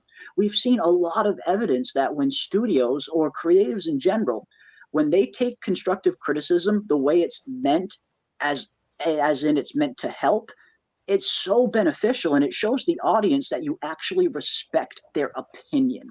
But when you see criticism met with all of this vitriol that we see nowadays, whether it's Game of Thrones, A Song of Ice and Fire, Star Wars is another good one, all this, like you said, it seems like the littlest bit of criticism gets painted as hate all the time. And it just sucks that we're at that point as a fandom as a whole, whether it's this fandom, that fandom, whatever fandom. We shouldn't be afraid of criticism. We should be able to embrace it from time to time. Now, obviously, if someone's just being an asshole and they're just bashing something, then yeah, they're being an asshole, and don't listen to those kind of people. But someone that is coming from a genuine place, that is genuinely just trying to give their honest opinion on something, we shouldn't be demonizing those people. We shouldn't be demonizing criticism these days. And it does seem like it is getting demonized more and more in multiple fandoms. Well, I would disagree slightly with you there, though. I mean, don't exclusively listen to the asshole, but the asshole's an asshole because he has a point to be an asshole about. You know what I mean? Like, well, I was kind of referring to more of assholes that are kind of just bashing on something for only the purpose of bashing on it, with nothing constructive at it at all. Right, but I think that becomes transparent, and I think there is such a culture right now that if you talk negatively about anything, well, you're a hater, and you're just being negative. You're talking negatively about it just for the sake of being negative about it because you can. Objectively, most media right now is bad. It is just bad. House of the Dragon Season 2 was a step down from House of the Dragon Season 1. Anybody that was a fan of that show can admit that. If you can't admit that, you need to take a step back and reevaluate what you consider good, because that's just a hard fact. But too many people get too invested and too emotionally and personally invested in these shows, and but why would you? If people don't like the Acolyte, then why would you take that personally? It doesn't make any sense. It's just a show. There's echo chambers. It's corporate silos in the fandom side of things. But it's still not healthy. There were people. We briefly touched on this on the Witching Hour this last week, and the biggest joke was with the Acolyte. They had a petition where they were trying to get it uncanceled, and they were celebrating. I saw that. 30,000 people sign it. 30,000. This is huge. We got 30,000 people. 30,000 people don't matter. Like you as an individual can scream all you want. You might get 10 likes on Twitter. You might get a couple hundred views. It doesn't matter. You're talking a television show that they invested millions of dollars in per minute of its production quality. Yeah, you need millions of signatures for that to even be looked at. And even then, you could have 10 million people sign something, and even then, you're talking people that aren't even at the board level might look at it. Like, you have great shows that in the 90s, millions of people literally clamored for and did letter writing campaigns for, like Briscoe County Jr., and it didn't get renewed. And you've got 30,000 on and that's not, those are letter writing campaigns. That means somebody sat down and wrote a letter, which means they invested 30, 40 minutes of their time and a stamp. Right. Versus an online, I can just click 2 buttons and my email signature is added and I move on with my life. There's no investment. There's no time investment. 30,000, millions. That's where we're at. Like, everybody needs to take a huge step back and reevaluate. What's your investment in this, and why are you so invested in it? Is it because you truly enjoy it, or is there something else? And I think in most cases, there's something else. And so when you see the author of a work that people supposedly appreciate, and the audience of that work are pushing back against this is like, oh my God, I love this because it's the perfect snapshot of what we talk about frequently, which is, Jesus Christ, man, take a step back, touch some grass, and realize that the adaptation is always going to be, the adaptation's always going to be different. You're never going to be 100% satisfied. I'm a huge Dune fan. I've been through this a lot in my life. It's okay. Just enjoy what you get. And if it's bad, don't watch it. Mm-hmm. Yeah, no, I agree with that to a certain extent. I agree with most of that. The only thing that really kind of puts a little damper on me every once in a while in certain fandoms is that whole thing is where some people are very genuine in their criticisms, and it is coming from a place that they care. And to see that just get vilified over and over and over again, it does paint a kind of grim picture as to where we are as a fandom. And that's why I really credit the From fandom so much, because the From fandom is night and day different. Like, we don't see any of that in the From fandom. Yes, we'll have plenty of people that disagree on theories or think one thing and think another thing, but everybody for the most part manages to kind of agree or disagree with each other with respect in this From fandom. And that's why I really hold it in such a high regard. I do think the From fandom is the kind of golden standard that most fandoms should be striving towards. Because, yeah, like you said, you see what happens in the Star Wars fandom is really the biggest kind of one of the biggest examples of how far we've fallen in terms of just outright demonizing criticism. You mentioned a little bit of criticism about an actor's performance or anything like that, and yeah, you're instantly labeled a hater or worse. And it just sucks. It sucks to see that people aren't able to embrace criticism. And it seems like people aren't able to separate the difference between criticism and hate. Because, again, there are haters out there. You would be a fool to not at least ignore there are just straight up haters out there who only want to hate on things. I'm not talking about those people. I'm talking about the people that are coming from a genuine place, who absolutely love these IPs and love these stories and love these characters and genuinely just have their own opinion that is a little bit different from what the show is doing. And that is okay. That should be okay to speak about those things. But when people are all of a sudden starting to feel a little bit hesitant to even voice their criticism because they're afraid they're going to get dogpiled, that tells me that fandom is in a pretty unhealthy and toxic place, to say the least. Yeah. Now, it's not the entire fandom, of course. I don't want to just outright say it's the entire fandom, because I look at the A Song of Ice and Fire fandom as a whole, and generally it's filled with some really awesome people. But I do feel like the specific House of the Dragon fandom has added a element into the overall A Song of Ice and Fire fandom that has been very negative and filled with vitriol.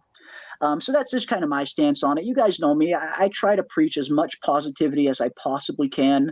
But it's okay to criticize things from time to time if you're doing it from a place where you really care, if you're doing it in a respectful manner and it's actually constructive. There's nothing wrong with laying out some criticisms. And that's why I was kind of so shocked by seeing everybody's response to George's statements. His criticism was incredibly mild.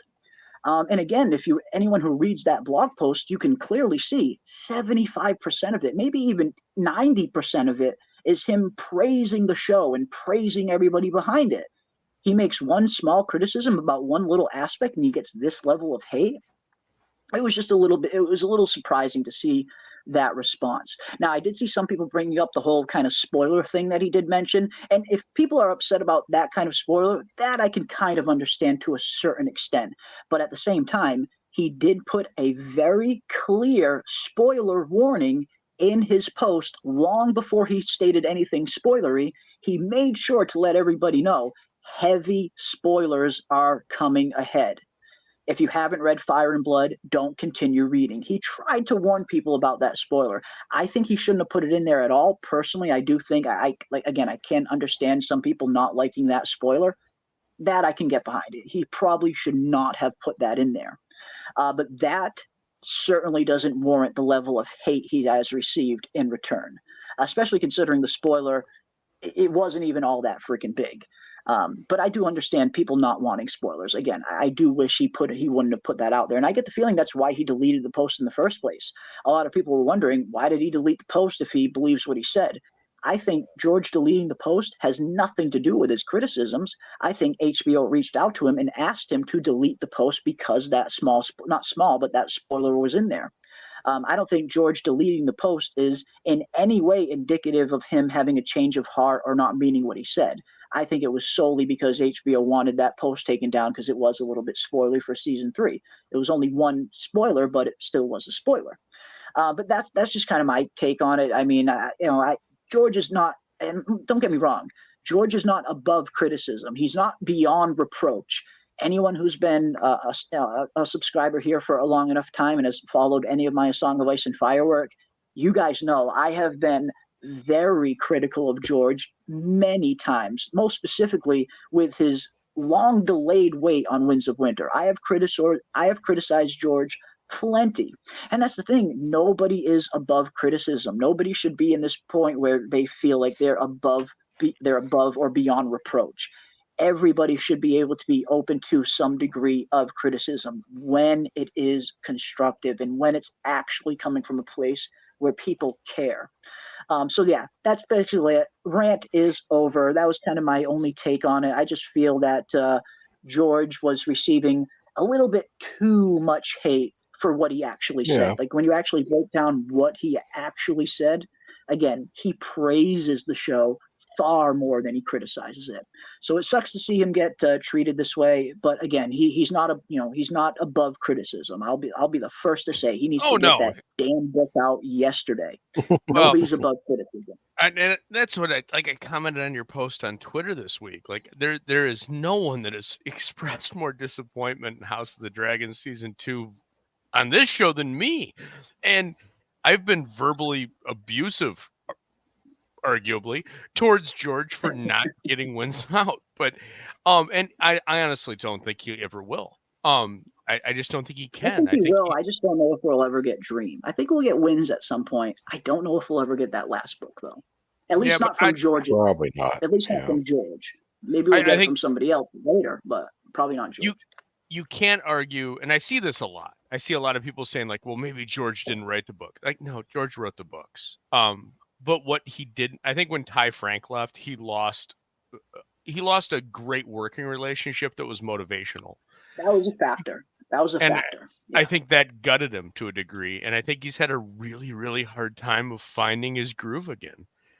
And maybe we'll get it, but man, every year goes by, the man isn't exactly in amazing shape. And again, I've said this before on the show.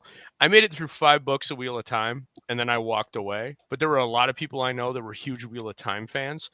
And Jordan passed, and Sanderson came in and had to finish that. And I think that's what we're in store for here. If you're a Game of Thrones fan, just anticipate the books aren't going to be finished by George. It's going to be finished by somebody else. And more than likely, in my opinion, I think the publishing house is going to, when George passes, they're just going to throw a bunch of money at Ty Frank and Abraham, and they're going to give them what they need to pull everything together, because they think they were the ones that put the spit and polish on it at the end of the day anyway. So yeah, they were a big factor. Again, like you said, when they left to kind of focus full time on The Expanse, George lost a very valuable member of the team.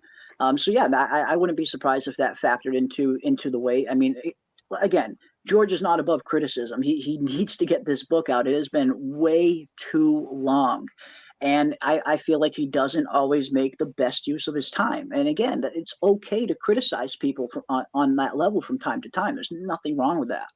But yeah, no, I agree. It's just, I really hope wins come out. And again, I do think he will get wins out himself.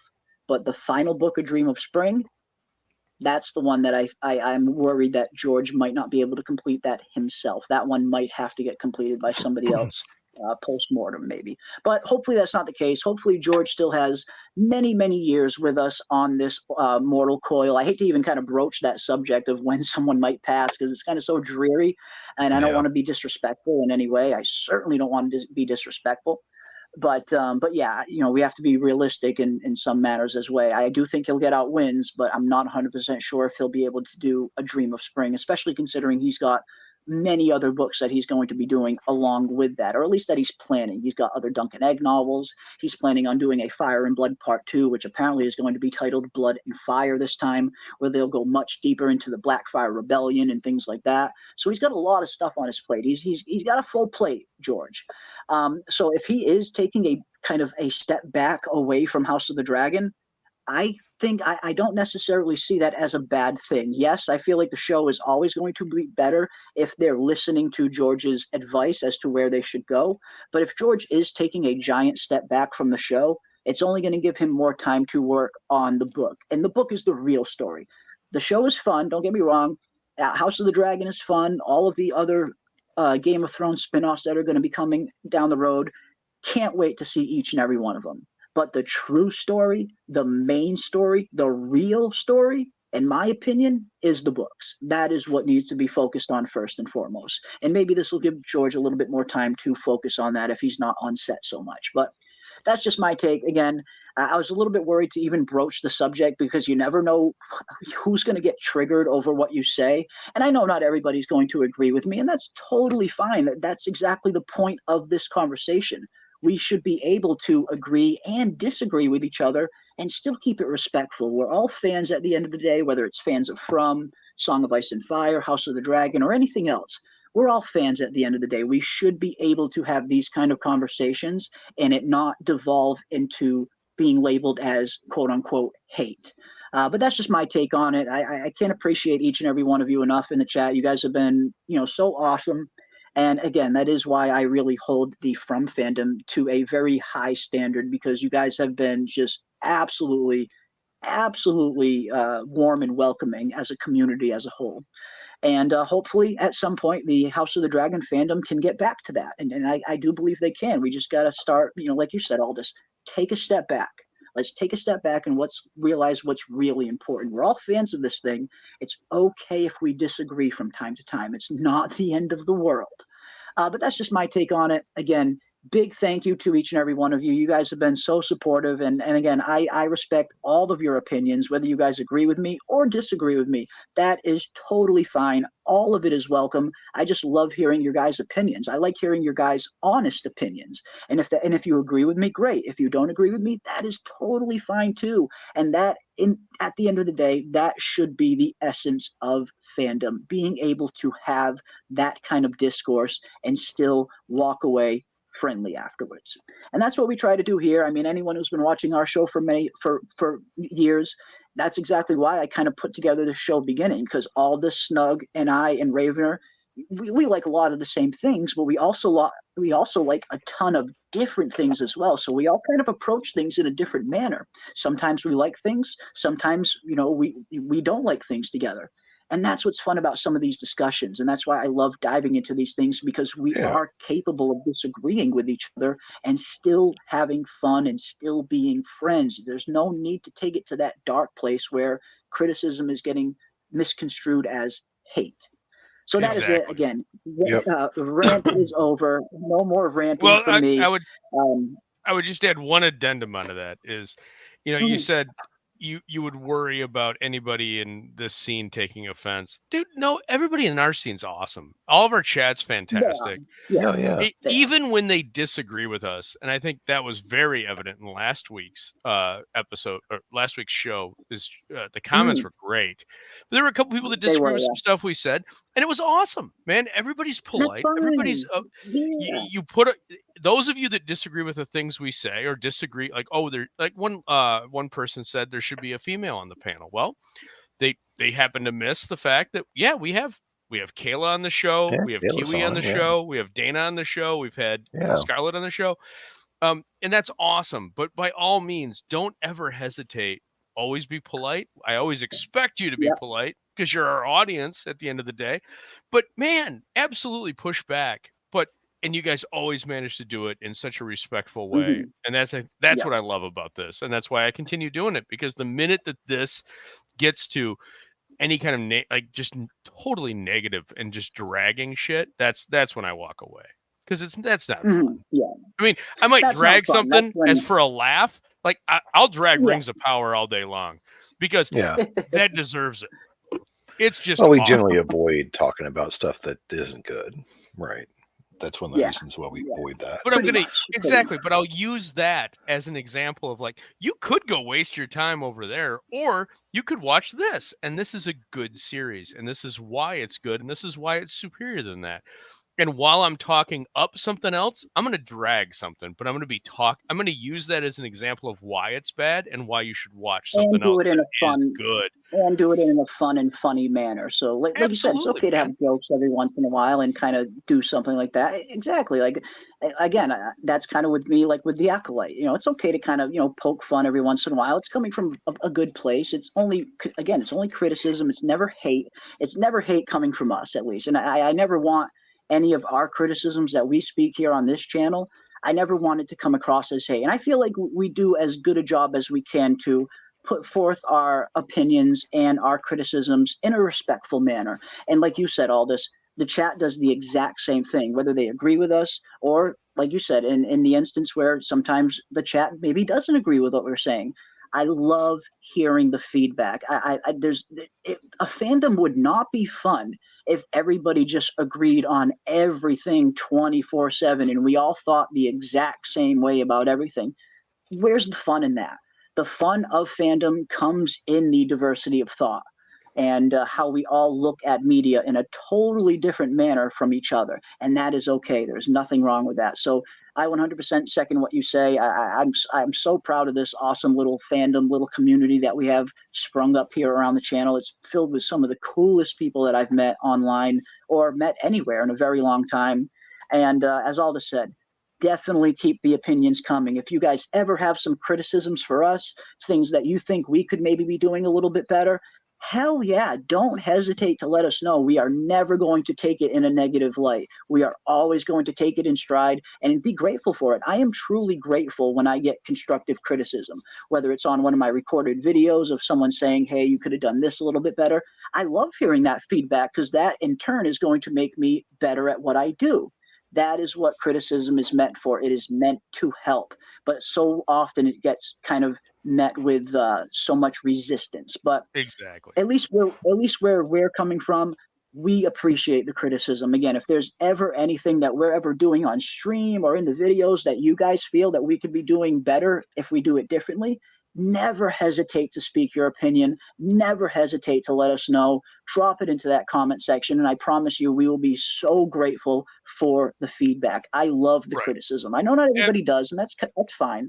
We genuinely embrace the criticism, so keep it coming, guys. Let us know where we're doing good, and definitely let us know where we can improve, because that is how we improve, by hearing the good feedback from you. Exactly. And let me give you guys an example of what I'm kind of talking about in that vein.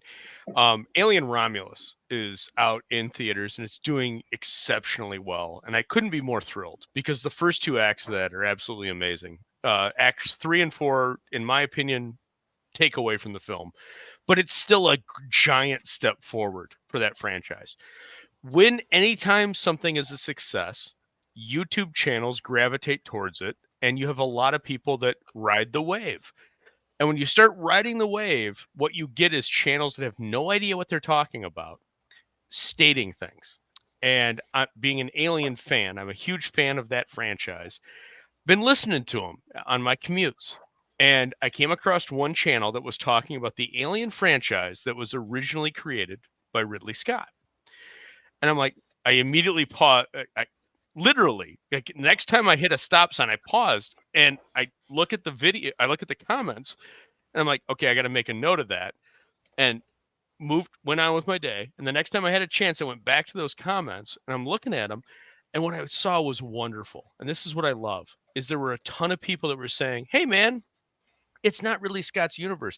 He created Alien, the first movie, because he was the director, but it was written by Dan O'Bannon." And that's what I love to see. And if you catch us in that kind of thing, please, by all means, correct us and give the correct credit to where it's deserved. Because in that instance, I've seen it on network television where people are talking about, oh, the Alien universe that was created by Ridley Scott. No, it was created by Dan O'Bannon, who was the writer. Ridley Scott was the director that brought that story to life. And that's the distinction that needs to be made more often, and the writers need to get more credit. And it really irritates me when that happens, because you're taking someone's work, and what went into that for O'Bannon is fantastic, and it has so many pop culture tie-ins. It goes back to the 1930s. It goes back to the 1950s. It goes back to EC Comics. And that's what bore Alien. And that's our universal history, and it's important to understand those things. And when you say it was just Ridley Scott, you take all of that away from it. And it's the same thing with George. When you talk about Rings of Power and Tolkien, or you talk about House of the Dragon, if you don't respect the author that wrote that work, my God, man, where are we at? What are you doing? That's the guy that wrote it. That's the guy that created it. And how wonderful is it that he's still with us? That is amazing. We are getting real-time commentary on an adaptation from him. That's fantastic. Embrace that. Love that. That's a good thing. Yes. Yes, man. And that's exactly where I'm coming from. It's like, there's nothing wrong with George offering his criticism. If he didn't offer his criticism, maybe he just, if he didn't care, he wouldn't have said it, basically, is what I mean. When people don't give criticism on anything and they just kind of ignore it, that's more of a sign that George just doesn't care. And George kind of got into that kind of area towards the later seasons of Game of Thrones, where he started talking about it much less. He was barely ever bringing it up. You could tell that he kind of was just a little disappointed with where it was going, and he wasn't really invested in it. But I can tell George cares about House of the Dragon. He cares about where this show goes. He cares about this adaptation being good. So if he didn't care, he never would have said what he said to begin with. Again, criticism is meant to help at the end of the day. Yeah. So yeah, that's basically it, guys. I mean, very much appreciate everybody, taking the time to listen to our rant here. It's thanks for. I know I can always trust you guys that when I go off on a rant like that, you'll appreciate it, because, man, it just means so much to me. Yeah. And that really bugged me, this between the George thing and then everybody just crediting Ridley. It was a cheese grater on my brain, and it bugged me all week. And I had to get that off my chest. So thank you so much. No worries, man. Again, that's exactly what these streams are for. This is the place to do that. And I hope everybody feels free to do that as well. I hope you guys never feel hesitant to speak your mind. Again, even if it is criticizing us and telling us that maybe you think we could improve in some areas. Again, I love hearing that kind of thing. You'll never see me take criticism you'll never see me take it in bad faith. Obviously, whenever I get haters in my comments, which I do, I get some haters from time to time that are just in there just to kind of bash on you and shit on you. I don't mind. I mean, that stuff doesn't bother me. I've developed a thick skin. That stuff I kind of just ignore. But when I see, especially regulars, or even if it's not a regular, even if it's coming from a profile that I've never even seen before, but I can tell that the criticism is coming from a genuine place. I love hearing that kind of stuff, because again, until I hear what I'm doing wrong, I'll never improve at what I'm doing. So never hesitate, guys. If you ever have any pointers for us, you ever think we're doing something that we could improve on, never hesitate to let us know in the comment section, because we genuinely love hearing that feedback. But again, I want to thank everybody for joining us on this fine Saturday evening.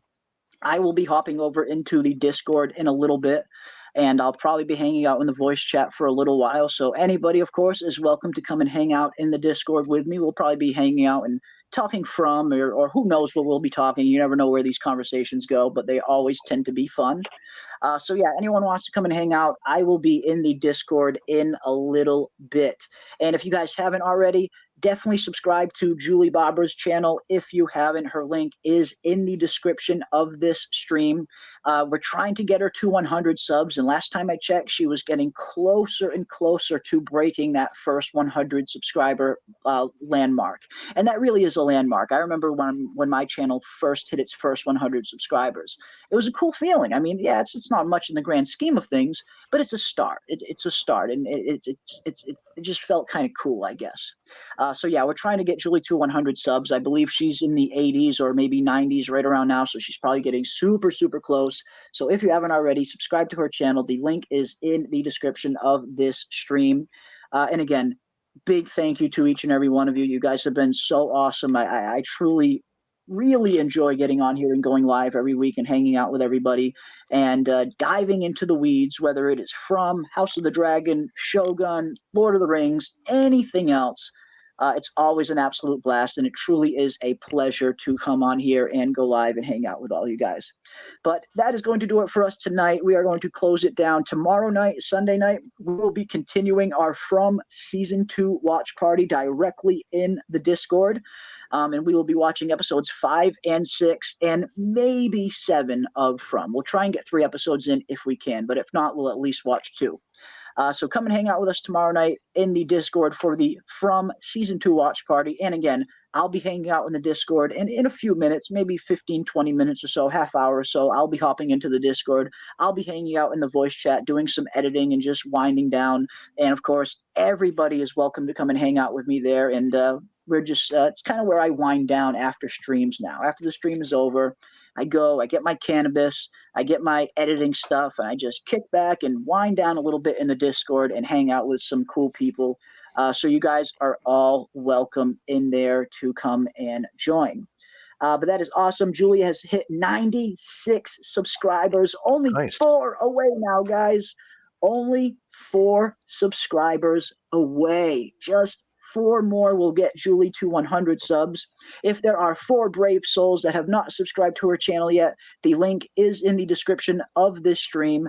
And if anyone is watching this on the replay, definitely check out Julie's channel. She will be uploading From content pretty soon and content on some other shows and topics as well. So again, big thank you to everybody who subscribed to her. Big thank you to everybody who comes out and supports us on a nightly and weekly basis. It really does mean the world to me. I don't like to say it too much because I don't want to come off as sounding sappy, but I do genuinely appreciate the support from each and every one of you. You guys have been absolutely awesome, and we will continue to be live every week leading right up to From Season 3 and beyond, and kicking off the From Season 3 Episode 1 with an epic watch party right here on the channel. So be on the lookout for that. But until next time, stay safe out there, guys, in this crazy, crazy world we find ourselves in. Be kind to one another. And as always, keep those tinfoil hats on, folks, and I will see you on the next one.